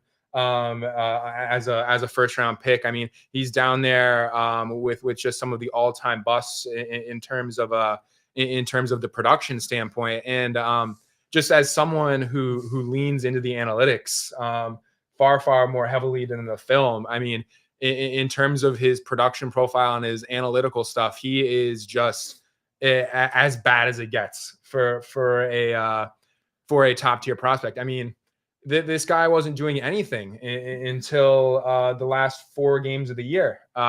He was being effectively outproduced by Gunnar Helm and Isaiah Bond. Isaiah Bond, I mean, there's other reasons there, but he's just plummeting down the draft boards. I mean, I don't think it's crazy. Most people would agree that through the first 8 weeks, 7-8 weeks of the year, Isaiah Bond was the top receiver on the Texas offense. I mean, I've been burned, and everyone has burned time and time again by leaning into small sample sizes. This is about as small as it gets. It's 4 games of legitimate production from this guy, and he didn't play well throughout his time at Texas. I mean, I know you can just like give him a break for his adjustment to going from Houston to Texas, getting used to that bigger school, bigger opponents. He's playing against SEC talent, but I mean, this is just an all-time bottom of the barrel guy for a first-round receiver when it comes to his production profile. Wow. Yeah, I think that when I look at these guys, I think that in a nutshell, his ceiling is there, right? When you look at that sample size, when you look at those games, the ceiling is there. And one of the bright spots, if I'm trying to pick out a bright spot for him, is the fact that he was the go-to guy down the stretch for Quinn Ewers. That's probably the bright spot, right? I think that they probably reached a little bit on need. They needed a wide receiver. I think that a guy like Luther Burden, is a guy that's likely he may not be drafted in round 1, but I think that there's a lot of these talented wide receivers they could have got a little bit later. But hey, I'm always of the mindset. Hey, if you have a franchise quarterback, you have to do whatever it takes to capitalize on that. And I think Matthew Golden, albeit I don't know if he comes in, Mike, and is a 1,000-yard receiver. I don't know if he comes in and is maybe even a 900, 800-yard receiver because they've got some other weapons. But you have to sell it to your quarterback, and we'll see where it gets them. But I agree. I don't think that this was my favorite pick. I'll tell you what, this all aside, I'll tell you exactly what I'm doing after this live stream. I'm jumping in my diesel truck. And I'm going to take a ride up 275, and I'm going to hit up Wawa. That's what I'm going to do. I'm going to do that. That's a real thing that's going to happen after tonight's draft. I knew it, Yeah, I understand why Bengals fans, and I know we're talking about, I understand why Bengals fans are upset. I understand why they're frustrated with everything like that. And White Brown says, why are we not talking about Bengals bust right now? Well, we're talking about everything. We talk about everything on this channel, not just Bengals. We talk about the NFL draft. That's why it's the TWSN NFL draft live show. But yeah, this is I don't know. Who do you guys think was the biggest loser? This is where it gets fun. The biggest loser. Maybe if I had to look, I'd probably say, and maybe this isn't a specific team, but Mike McDaniel. I think at this point, maybe this is me jumping the gun, I think Mike McDaniel's gone after the season. I look at the roster. I like Kenneth Grant, in a nutshell. I think he helps out their team. They lost Calais Campbell. You filled a need. What does this do for your team all around, though, this season? You're banking on what you had last year. You lost talent this offseason. You've got about 5 other holes. You need 5 to fill 5 starter spots. I think that Mike McDaniel Vikings took Donovan Jackson? Yeah. And the Giants just traded up, apparently. I don't know. Whoa. Who. Yeah, the Giants traded up. Wow. Dart season. Who did they trade up with? To number 25. So I think Houston. Wow. Houston needs picks. Desperately. Wow. The Giants trade up? Wow. It's gotta be Dart. I'm shocked But- the Vikings weren't working the phones. They only have 4 picks in this draft. I guess you establish, hey, JJ McCarthy, we're building your offensive line. Donovan Jackson was one. I mean, offensive line kind of went early. Quickly. Yeah, I mean, who's still on the board? Connerly's on the board, but good for Donovan. Yeah, I mean, you still got some names on the board. I feel like Ariante Irsay's name has just been quiet. You haven't heard anything. There's so much talk about him throughout the draft process, and now it's just gone quiet. But do we all think the Bengals are going to draft offensive line second round? I think Yeah. you have to pencil I it think in, Taylor Allage, if man. he's there. Yeah, I'm pretty Yeah. sure. Pretty sure that's where they go. I don't know. I mean, and when I say pretty sure that's where they go, I'm pretty sure they go offensive line. If he's there, we'll see. Malik, and this is the part for me where it's like, what do they do, right? You pencil yourself in to do this. And there's going to be guys on the board that are starting caliber offensive linemen. It pigeonholes you, though, a little bit because there's going to be talent on the board that potentially you like better. But yes, I'm totally of the belief. I know we'll talk about this. Obviously, we've got our stream, for day 2, but Tate Ratledge, Ursery, Jonas Avaina, And the Rams traded. They said that's what Ian says. The Rams are trading and the Giants are on the clock. So Rams maybe trade back. With who though? Maybe the Browns trade up for the quarterback. It could be back-to-back quarterbacks, or the Eagles maybe trade up for James Pierce. Eagles kept trying to trade up. Yeah. Giants, it's got to be quarterback here. I mean, it doesn't have to be, but it's edge. You can add another edge to your room. Yeah. I'm sure people in the comment section saw, but Joe Shane, his son put out a video or a highlight of Jackson Dart, and everybody saw last year. You wanted Jaden Daniels. He's like a fan favorite, but he put out that the kid, Joe Shane's son, likes Jackson Dart. I mean, yeah, and all the reports coming out the last few days is that Dart's the Giants guy. So I would be pretty shocked if the pick isn't Dart here. But I don't know. For kind of going back to the losers thing, it's really hard to call the Jaguars a loser. But is that an overpay to move up and get Travis Hunter? I really do think it is. I don't know how much. It's interesting because how much can you realistically? How many snaps a game can you realistically say you're going to play Travis Hunter? Because if there's no way they believe this, but just kind of going out on hypotheticals, if they say we're going to play Travis Hunter, like say 60% of the snaps on offense, most of the passing plays, and then they say we're going to play him 75% of the plays on defense, like you're filling 2 holes. Like if you feel like you can basically full-time fill 2 needs, like then it's worth it. But I do really think it comes down to how much they really think they can get out of Travis Hunter on both sides of the ball. But it just kind of viewing him I know you can't view him that way, but just as one player, but he's really like kind of like you're trading for 2 players, but in the sense that he's just one player, it's an overpay.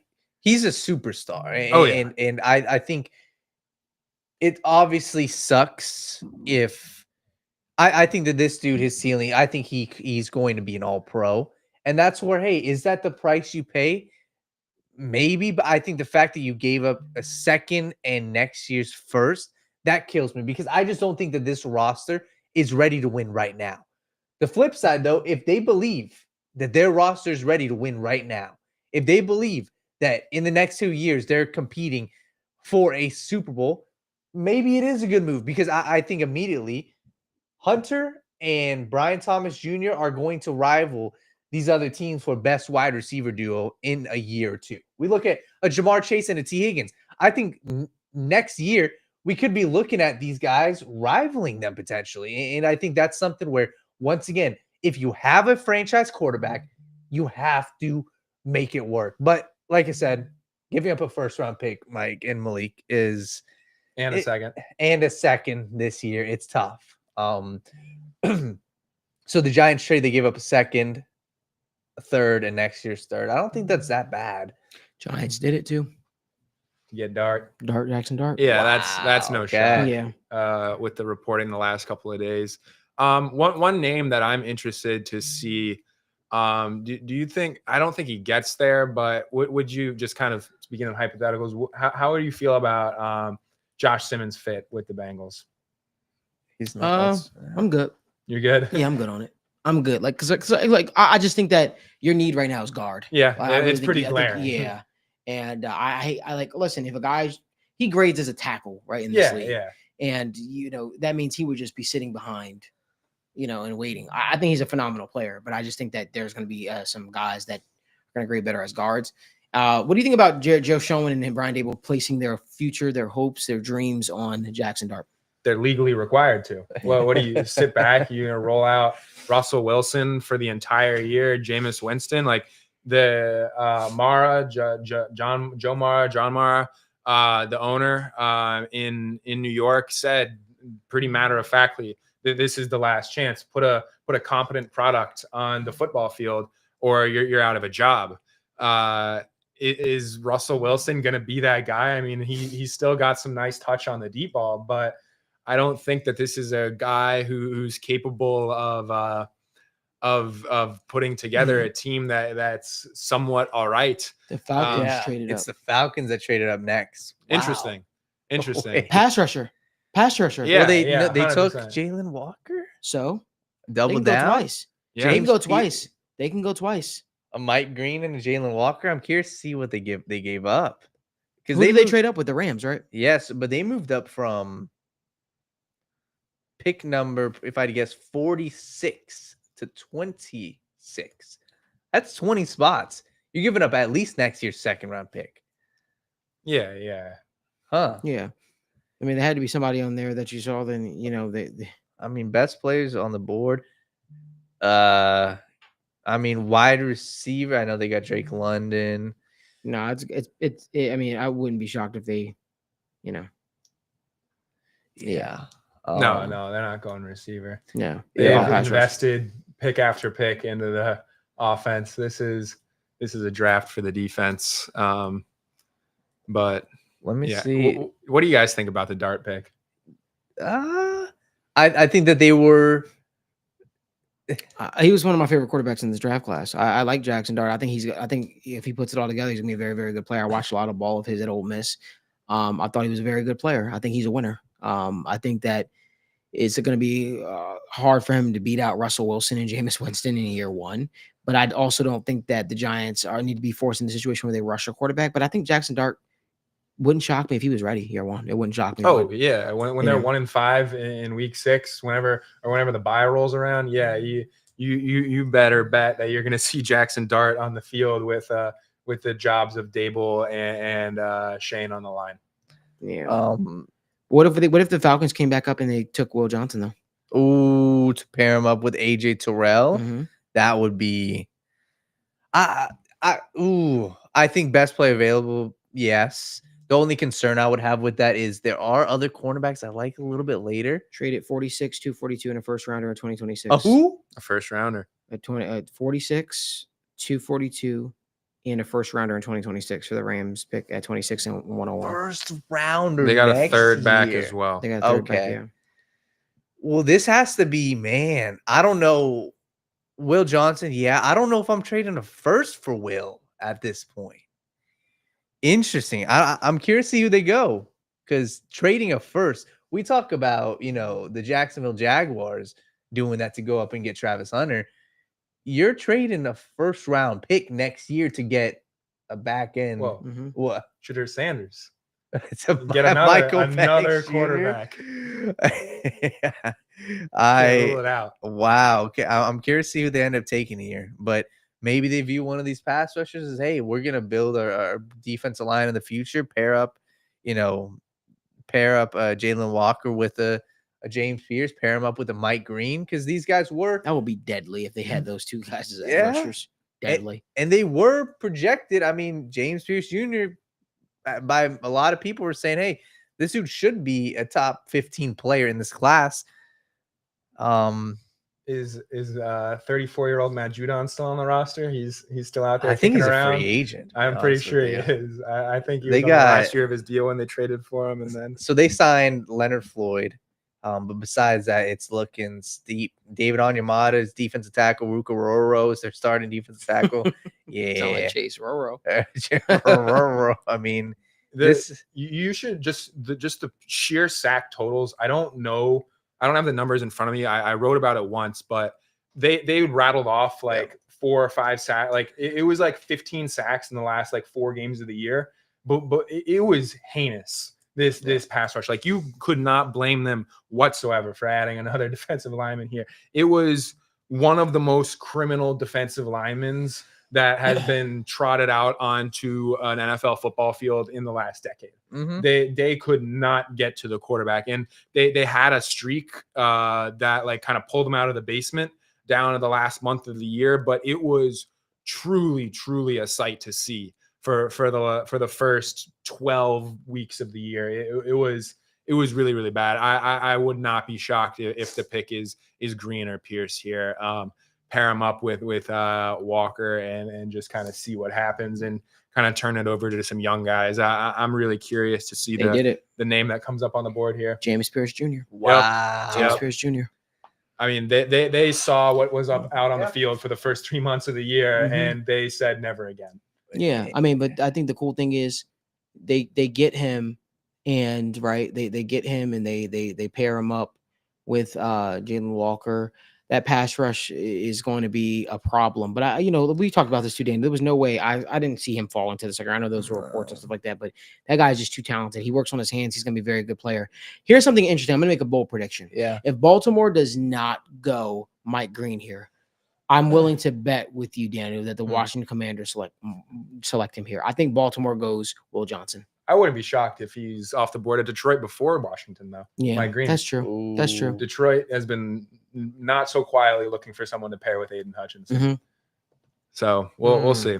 Yeah, I do like the. Let me look at the Commanders roster. I know the Commanders need a pass rusher. I know he talked about. Remember, he's from that area. He's from the DMV. He talked about wanting to play. Yeah, there. And they showed a lot of interest in him too throughout the process. Totally. And as I think more about this, the Falcons, and this is the theme, I think, you got a rookie quarterback, second-year quarterback. You're trying to win soon. And you're going in with the mindset, hey, we're giving up a first-round pick next year, but we view James Pierce Jr. as a top 10 player in this class. So if you're going to get a top 10 player for next year's first-round pick, it's a win. And you immediately solve your pass rush. The Falcons, I'm curious to see what they do with Kirk Cousins, if he's just going to stay and be their, backup quarterback. But you look at a division, respectfully, the Panthers aren't selling anybody. The Saints aren't selling anybody. The Buccaneers are good. This division's up for grabs. And if you're the Falcons, you've got to go out there and do it now. And good for James Pierce Jr. landing with the Falcons. Yeah. Mike, what are your thoughts on this? You know what I think the Falcons do is they hang on to Kirk Cousins and they throw him out there against the Buccaneers.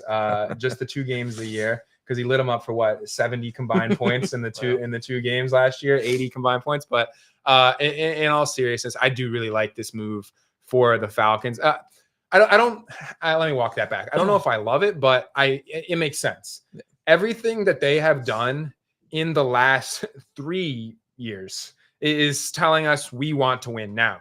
They make significant investments into their offensive firepower. They give the big contract to Kirk Cousins. They follow that up with a backup plan for Kirk Cousins in case he doesn't work out. They have to go to that backup plan. But everything that this team has done in recent years is saying we want to win now. They recognize that the pass rush is just not where it needs to be for a team that is going to contend in the playoffs, for a team that is going to win the very winnable AFC South. So they make their Walker falls in their lap, and then they make a splashy move to, like you said, it's a player that it's not unfathomable that they view as a truly elite prospect in this class. So it completely checks out for what all the breadcrumbs that this organization has left behind over the last couple of years. Obviously, with investing, it was a top 10 pick in Michael Penix, if I'm not mistaken. Number 8, top 15 pick, regardless. A high-end pick in Michael Penix last year. That they're prepared to push their chips into the middle and do what it takes. And this is that sort of move. They're coming for the NFC South.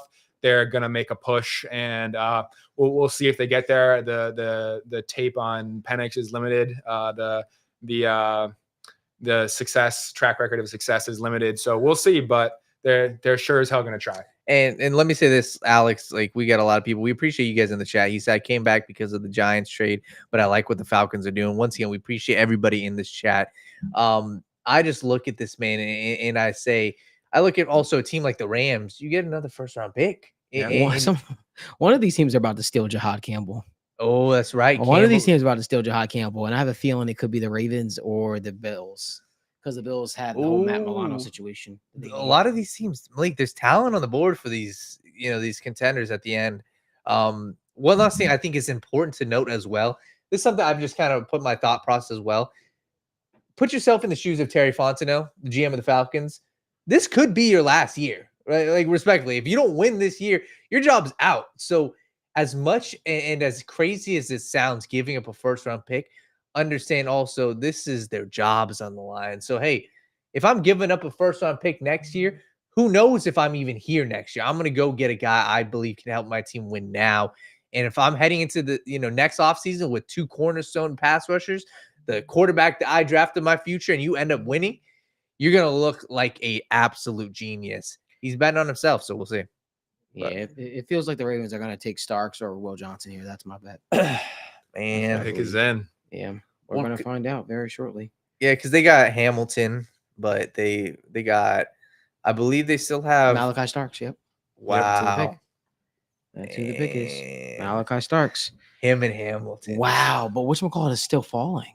Who? Will Johnson. Will Johnson. I mean, Detroit. You can really put that on like just the medicals. But Detroit.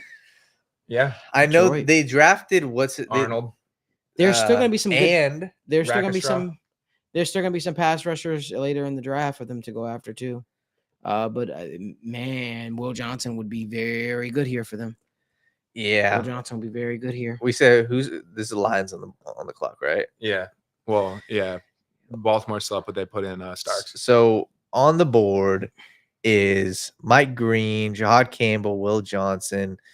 So Luther Bird is probably no. Donovan Ezaraku is fascinating. I believe he's somebody I could see them end up taking.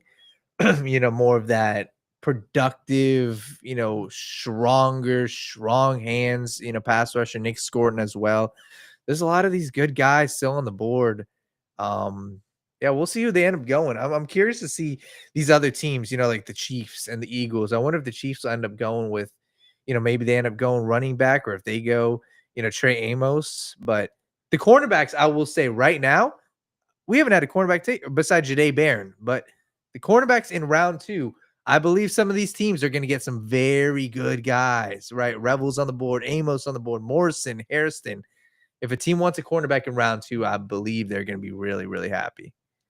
Someone in the chat just asked if Detroit or Washington called and offer their first for Trey. And since you could take Green, what would the reaction be? I would be jumping for joy. Get me a bottle of champagne. We're popping that down here. But that's all hypothetical. Obviously, you're giving up Trey for a first for an opportunity to draft Mike Green. But what you were saying there, Daniel, one pick that stands out to me, if Simmons falls into the lap of Kansas City. I know like a lot of these guys, that's like the one place we don't have insight really, is how these medicals come back for some of these injured guys like a Morrison, like a Will Johnson, like a Josh Simmons. So we don't really know kind of what that looks like. But I mean, the offensive line lost the Chiefs the Super Bowl last year. So if it wasn't for that patella injury for Simmons, he could have easily been the top tackle in this draft, just how he looked last year at Ohio State. So I wouldn't be shocked if they take a guy who they know has an elite ceiling if he's healthy. But yeah, like you said, there is going to be multiple cornerback talents here at the back end of round 1 and the top of round 2. Can I be honest with you all though for a second? I'm very. I know they got Malachi Starks. Malachi Starks is a good player. He's a ball hawk and safety, and the Ravens are used to having that, right? Ed Reed, they've got a very good safety right now, and Kyle Hamilton, and those are two good picks, two good safety tandems from them. But part of me is very grateful they didn't get the services of Will Johnson and the services of Mike Green, honestly, because I've seen Burrow go up against some elite corners. All right, I've seen him do very, very well against some elite corners, especially they need to do something to kind of counteract that receiving core that Cincinnati does have. They went out and added Malachi Starks, very good pick for them. But I think Will Johnson's going to be a very, very good player in the National Football League. And I think Mike Green really can replicate the same success he had at Marshall to the National Football League. I'm just grateful he wasn't able to do it in the AFC North. Just my thoughts. Yeah, I think the Bengals faded a lot of those scary talents. Yeah, Abdul Carter, Travis Hunter. Yeah, the in terms of the other teams in the AFC North loading up, I think the Bengals were in a very, very good spot in this draft class, considering it looked like Cleveland could get either of those two. Yeah. Just truly blue chip prospects. So yeah, I think if you're rooting against the other teams in the AFC North, things went according to plan. If you're a Bengals fan. Oh yeah. You got to feel good. So what do we think? What do we think the next few picks are? I feel like it's gonna be hard for Detroit to pass up on Will Johnson. I feel like that. That's probably a top 10 pick if he doesn't get hurt. Yeah, That's probably a top 10 pick. I think best player available is probably Will Johnson. It's Will Johnson, or if they want to go need, you go pass rusher. But there's a reason why Mike Green is balling. Totally, And, you know? totally. You draft Terrion Arnold in the first round last year. You shell out big bucks for DJ Reed. So there's all the reason in the world to pass on Johnson. But yeah, it's and then again, it's and it's hard to pass up on the Detroit. best player available. Detroit, Michigan. Yeah. Like Yeah. I mean, it's hard to pass up on the best player available. But if there's a team with the reasons to pass on Will Johnson and because of the investments they've made at the position, it's probably the Detroit Lions, and their just biggest need is probably on the defensive side of the ball, probably a pass rusher. So we'll see here. There's multiple justifiable picks at pass rusher. Obviously Johnson likely being the best player on the board. So I'm still going to go with they're going to go with a pass rusher. Like I said before, they have been pretty clear about being interested in adding someone alongside Aiden Hutchinson. And I really do think if you told Lions fans, the Lions front office, that Mike Green was going to be there at number 27 or at number 28. Obviously, we don't know what's going on completely behind closed doors with the off the field stuff, and that could be what's really driving this fall down the board. But I really do think they add a pass rusher here. Yeah, and these guys are good. I think some of these teams, Nick Scorton, Donovan Ezuraku, and Mike Green, I think are all three phenomenal pass All rushers. justifiable. If I had to guess, I think that I don't know if they could shock, but I think that there's a chance they could go Scorton. I'm curious to see where the NFL views Nick Scorton, but I think just, from speaking with him at the combine, he's one of the guys where No, sorry. like one of the guys real quick, like high character, loves the game of football. Teammates raved about him. Opponents raved about him. He would probably, he just feels like a Detroit Lions pick, but What if they didn't do any of that? Luther Burden, What if they didn't do that? who could they go? Huh. Yeah. I'm sure. Interesting. I like this What game. if they went a defensive tackle? Omar? Little big hands Ohio Omar State. Norman. What if they went Ohio State? Tyleek Williams? Yeah. What if they Stuff did A that? little Ron. Tyleek Williams. He's one of my favorite players in this class. I love if they were to go Tyleek Williams, I would love that for them. Obviously, I'm not a Lions fan, but that's shocking. what That's just shocking to me. he is. Man, he's one of the guys. Obviously, if we're talking Bengals need interior pass rushers. But Tyleek Williams, if we talk about a guy once again that they would love, captain, a guy who played in the biggest games, a guy who just is a stout run defender. We talk about somebody who was able to stack and shed in the run game. His pass rush, it leaves so much to be desired, I'll be honest. But when you look at the games, go back to the Michigan game, look at the Notre Dame game, look at the playoff run that Ohio State had. Go back to even last year, the teams that they faced. Go look at that Michigan game from last year. Tyleek Williams was the guy on their interior defensive line. He was their run stuffer. He was their third and short. He was their fourth and short. He is a damn good football player, and he's somebody where, like I said, he may not have the pass rushing upside of a Walter Nolan, but he's one of the first guys I watched from this class, and I fell in love with him because his floor is extremely high. So I'm guessing that's where I'm very shocked the Lions didn't go Will Johnson here, to be honest with you. Yeah. I'm very shocked. And you know what's crazy? Wow. The way this draft is shaping up, Howie Roseman might just do what Howie Roseman does. I'm gonna be What, sick. Sit and grab the I'm gonna be faller. sick. Sit and grab the most talented faller.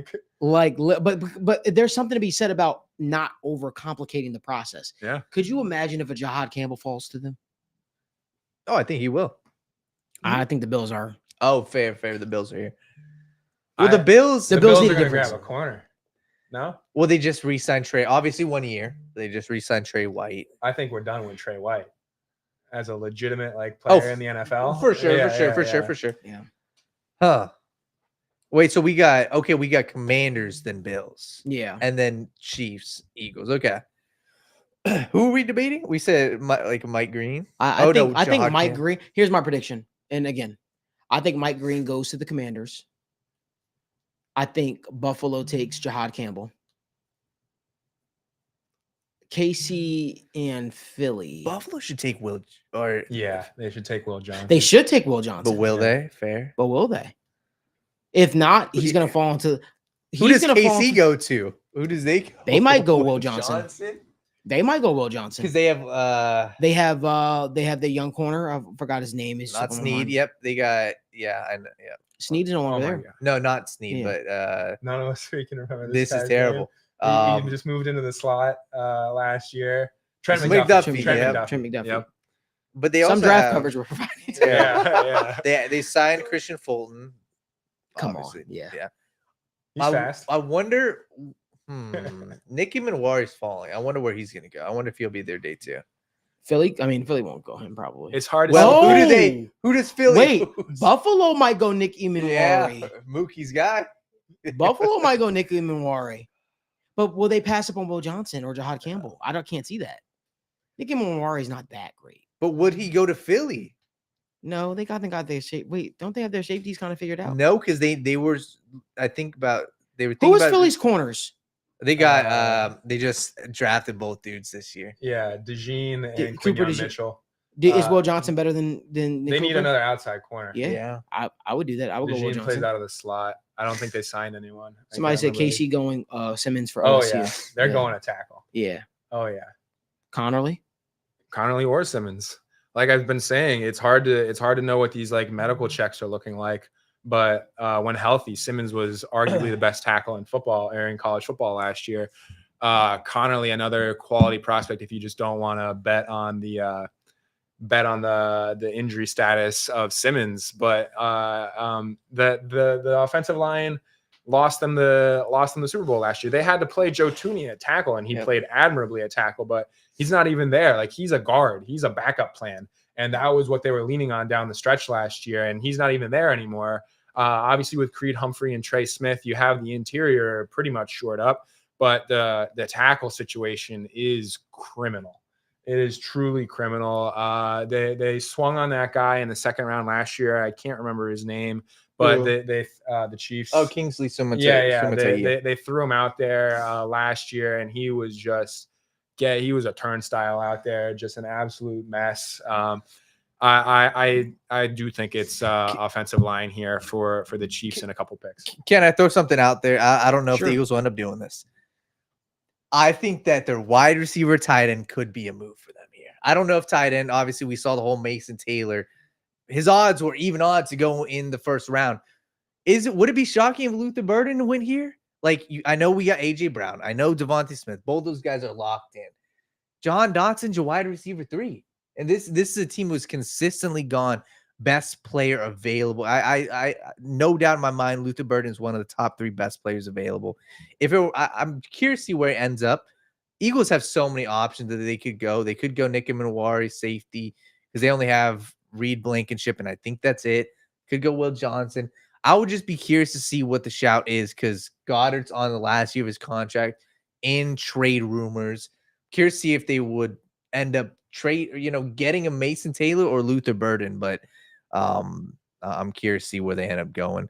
But real quick, Chris Sims loves this pick for the Bengals. He says, and I quote, Shamar Stewart chance to be superstar. Disruption is production.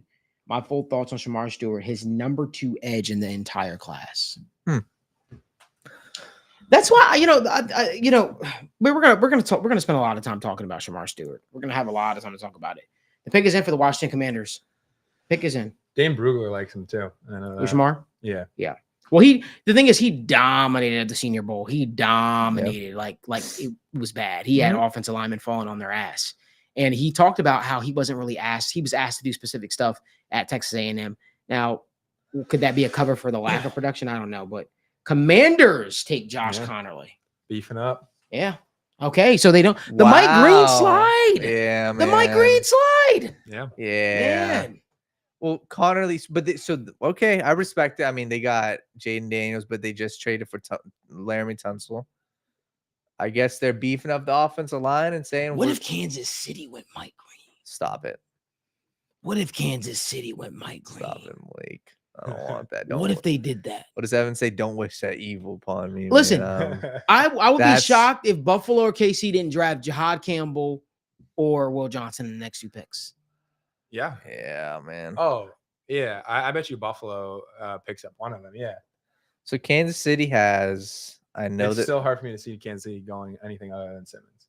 That's fair. You know what's crazy? Looking at the board in the second round, Cleveland has the first pick in the second round, and they turn right back around and they have the 4th pick. What if Cleveland went Shedeur Sanders in the first pick in the second round? Because he's going to go early. Yeah. And then they follow back around if Mike Green was on the board and they said, you know what, we're going to pair him up with Myles Garrett. Phenomenal. That would be insane. Phenomenal. That would be insane. And that's where, like, and let me just get this out there. I don't know what everybody's thoughts are on Shedeur Sanders. I believe he's a franchise quarterback. And I do think that he's going to go to a team. If it's the Browns, I do think that he's going to have a successful NFL career. So the fact that he's gone this deep into it, I'm whoever selects him is going to not have a negative grade in my book, because I believe that he's got the potential to be a franchise quarterback. And when we look at the rest of the quarterbacks, this class wasn't great. They weren't. The Giants traded up at the back into round 1 for Jackson Dart. So I think at this point, I'm by no means a believer in Shedeur Sanders, but we're getting to the point where unless a trade happens, Shedeur Sanders is going to be a second-round pick. And that is, in my book, more than okay, more than justifiable. I mean, we've seen arguably more questionable talents go earlier just because of the positional value of quarterback. And I don't think it was the right move, but in my book, picking up Shedeur Sanders in the top 10 picks was justifiable because of the number, or just because of the value of the position. So at this point, like I think if whoever ends up picking up Sanders, I think it's a good pick at that rate. And like I said, I don't think the ceiling is super high with Sanders. I think he has a solid floor. He does all the basics: timing, rhythm, accuracy, works through his progressions. Pocket awareness is questionable, but at this rate, with the fact that he's likely going to be a second-round pick, I mean, it's for a quarterback needy team, it's a good pick. Completely. So we got 3 teams left. I'm curious to see where Buffalo ends up. They've got these teams. They've got talent on the board, man. They're Nick Minwari, Maxwell Harrison. I don't know if he'll end up going here, but the Bills, I think that they've got a lot of holes on their team too. We talked about corner. They've got some holes. You know, linebacker could definitely be a hole. Offensive line, maybe, sure, but I would be kind of penciling in as secondary. Real quick, once again, we appreciate everybody tuning in. Make sure you guys like this video, subscribe for full content. Looking at this, board as it's shaping out for round 2, for these teams, whether it is the Cincinnati Bengals or other teams, there's these guys that are falling, man. And I think a Will Johnson is good news for teams that are looking for cornerbacks, right? Whether it's a team like the Cincinnati Bengals, if they want to go outside of offensive line, you got Will Johnson, Trey Amos, Benjamin Morrison, Revel, Harrison, and Darian Porter, who I think all of these guys could be starting caliber corners. People are going to have their pick of these corners. So if there's teams that like cornerbacks in round 2, they're going to have their pick of these guys. So I think cornerback is a very strong group. Offensive line is kind of not getting fully scarce, but these guys are going quick. And especially if the Kansas City Chiefs end up taking a Josh Simmons. Or what's the guy out of Minnesota? Ariante Ursary. Yeah. It's going to be, the way the board is shaping up, especially for the Bengals, man. If you want an offensive lineman, it is looking like you might have to go round 2 if we're talking about starting caliber offensive lineman. You have to. Because like Ratledge at this point, Jonah, are they going to be the round 3? Probably they might not be. And you can't, especially now, you can't take a chance on. We'll just wait till round 3, especially a spot where you're saying, hey, we know there's a hole for a starting offensive line spot. I think you're kind of penciling it yourself in and saying, hey, Jonah, Tate, Ursary, one of these guys, Milam, if one of these guys falls, we'll have them here, and they'll be the pick at round 2. But looking at the Bills, man, I think that the rest of these guys, I'm curious to see how far Mike Green ends up falling because he is one of the best pure pass rushers in this entire class. But the top of these guys, Donovan Ezra is still here, Luther Burden's still here, Kevin Winston Jr., Omar Norman Lott is a fun one who I'm really a big fan of from the interior defensive line. But we'll see where the Buffalo Bills end up going here. What I'm looking most forward to tomorrow is the run of running backs. It's going to start with those Ohio State guys, and then there's several running backs you can justify taking on day 2. I think there's a legitimate chance that we see like it's not a question of if, it's a question of when that slide of running backs begins. Who's going to pull the trigger first? Because I mean, there's no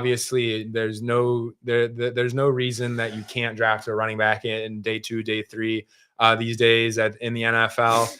Just constantly churning, putting in putting more talent into the backfield. But I guess we can turn to this conversation towards the Bengals a little bit.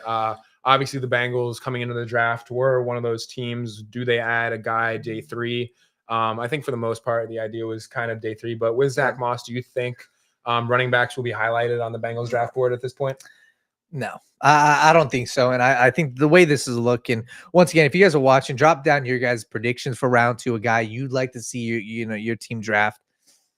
No, I don't think so, Mike. I think the fact that you have Moss, you got Chase Brown, brought back P. Ryan. You brought back P. Ryan. I think at most they'll spend a day 3 pick on it, but it would be a very big misuse of your assets if you go after a running back in day 2, especially with the hole you kind of put yourself in that offensive line. But let me just say this: these guys, Mike, a guy that I'm going to put my stamp on, we've kind of talked about on the show.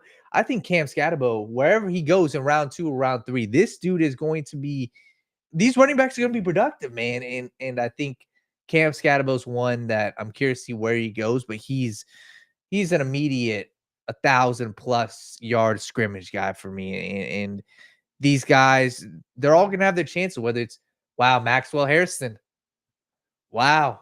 Maxwell Harrison getting drafted. We talked about this. I think he sucks. Yeah. What are you on a 4.2 or 4.28? Yeah. 4.2. Yeah. I mean, I respect he played in SC, but he sucked. I know our Kentucky guy, Jimmy. Do you think he sucked? I think he's garbage. That's just me though. Got beat a lot. His athleticism saved him. What do you think about him, Daniel? I think, and I'm just excited because I know we talked about this. All fast, no technique with Mookie.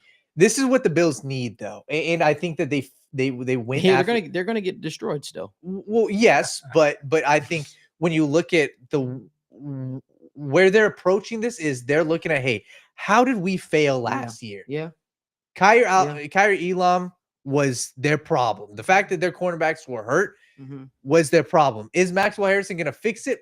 Maybe not, but he's the speed who matches up with Xavier Worthy. He matches up with any of these speedsters. So I think that they reach a little bit for need with Will Johnson on the board, with Revel on the board, with Morrison on the board. I think that this is a reach for need, but he goes to the Bills and he fills a need for them. So somebody said John Ross of cornerbacks. It's actually great. Mike, what do you think of this pick? Wait, real quick. I think KC traded. Yeah, they traded with Philly and KC flip-flop picks here.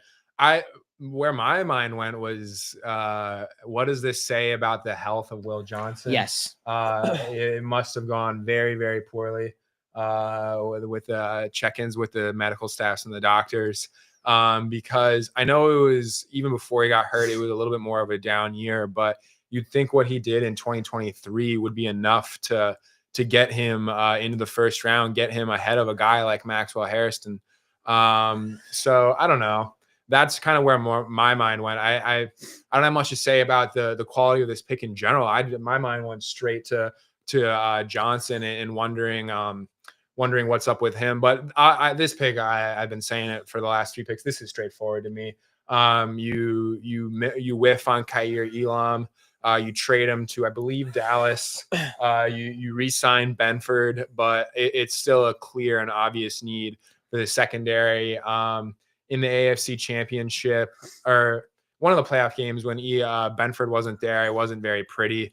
So this is a clear and obvious need for this defense, and it might be a reach based on need, like you said, Daniel, but it's a need at a minimum. And the Eagles selected Jihad Campbell. Really? Wow. Yeah, that's who they're going with.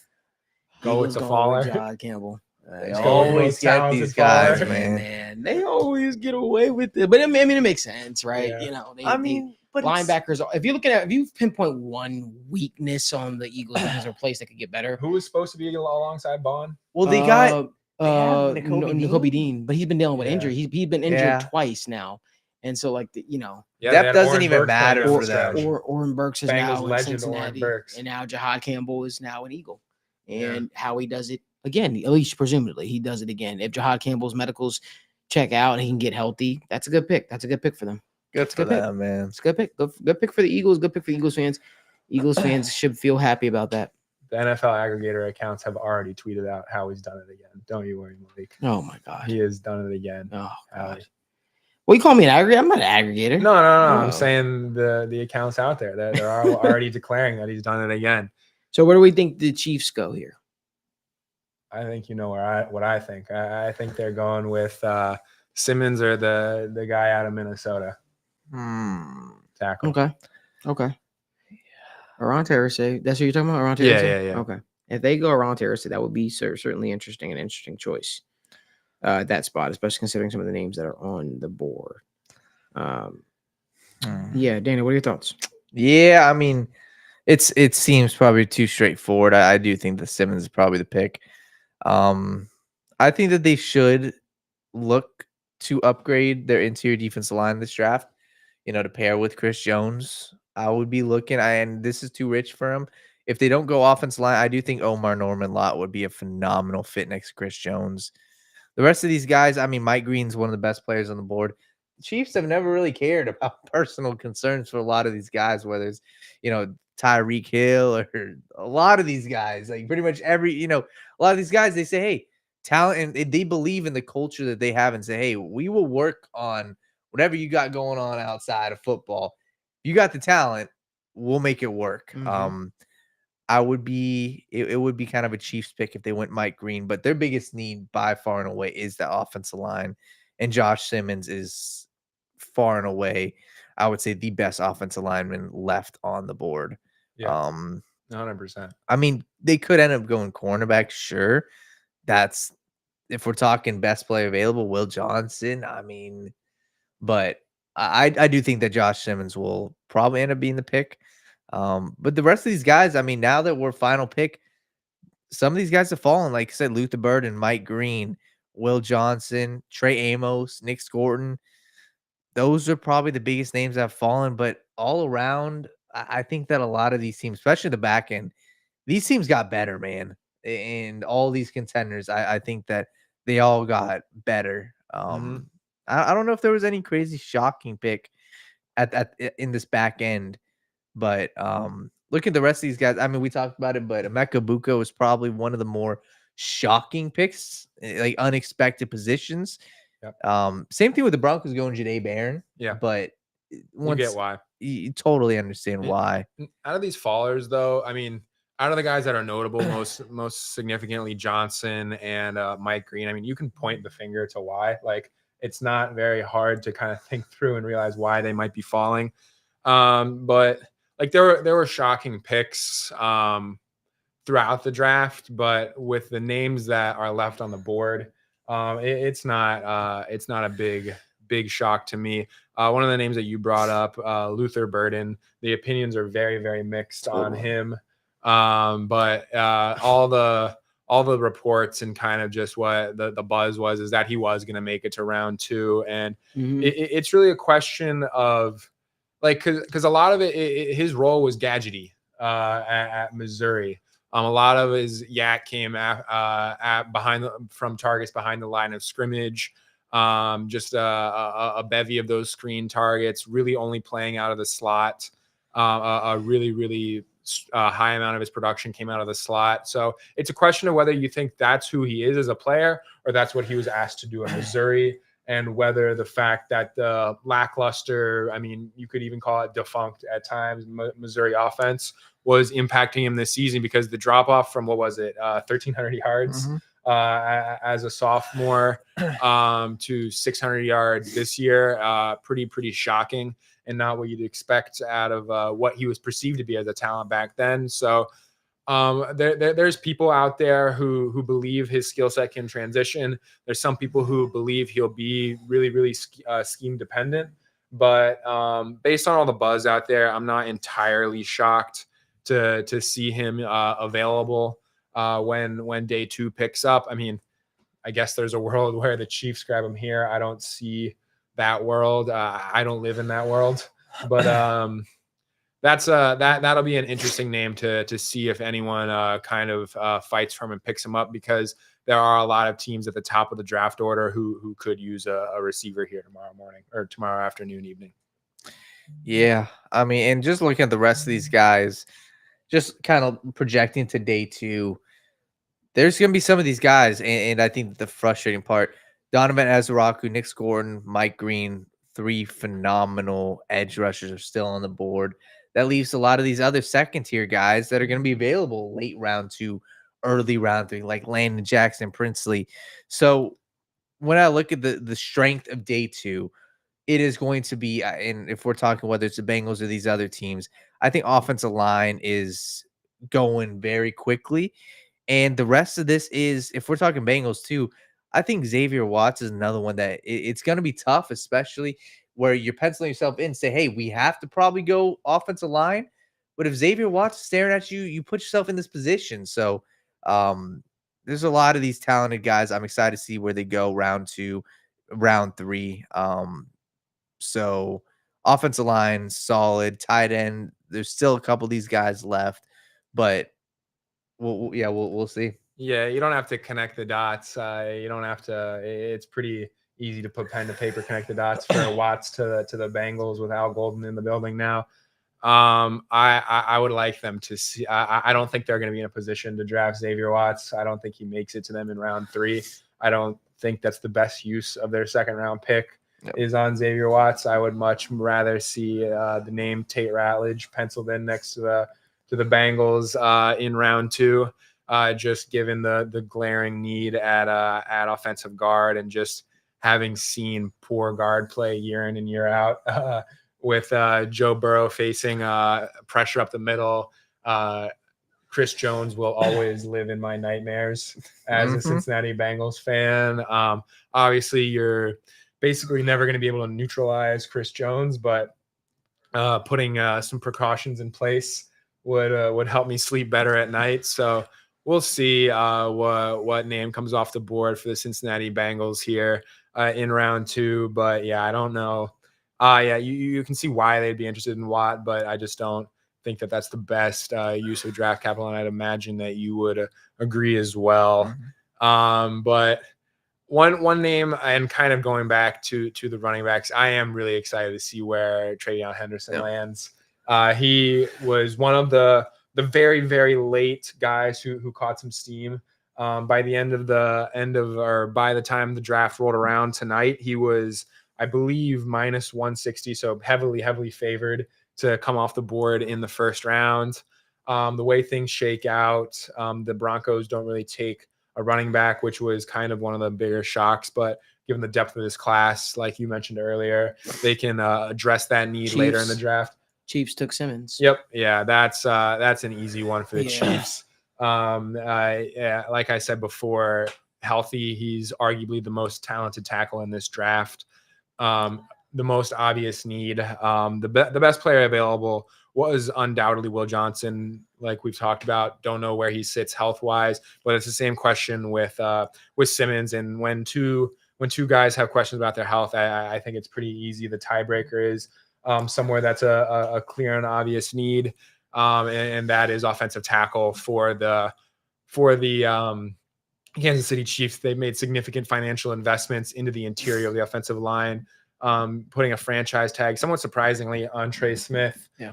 paying Creed Humphrey the big bucks to be their center for the foreseeable future. But they have to get cheap talent on the offensive line. They'll be doing just that by picking up Simmons at number 32, and I wouldn't be shocked if they're not done adding to their offensive line depth and looking for someone on day 2 and day 3. Well, listen, that is the end of our draft coverage for today. I mean, we still got some names on the board still for the Bengals. Mike Green still out there. Will Johnson, another cornerback that's still out there. Xavier Watts is still out there. Let me ask you a quick question, though, guys. Yeah. If the Bengals go into this draft thinking that they need to find a safety of the future, because I do think there's a world in which Xavier Watts is there at 49. Yeah. Man, that's gonna be tough to pass up on. Fair. That's gonna be tough to pass up on. Fair. If you're talking about getting a playmaker, a true difference maker at the safety spot.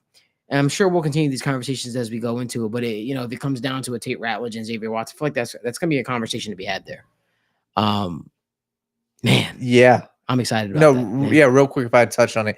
If I were to pencil in and if I were to predict 2 ways it goes, I do think it's offensive line, safety, offensive line. One or the other. I think in the names You're saying 2 safeties? No, Oh, it's either sorry. offensive line then safety or safety then offensive line. The only safety I'm taking around 2 is Xavier Watts. If it's Watts, then in round 3 you're banking on Wyatt Milan being there or Jared Wilson. Or maybe you somehow can get another pick. Trade I don't know back. what that looks like, but maybe Mhm. there's a world.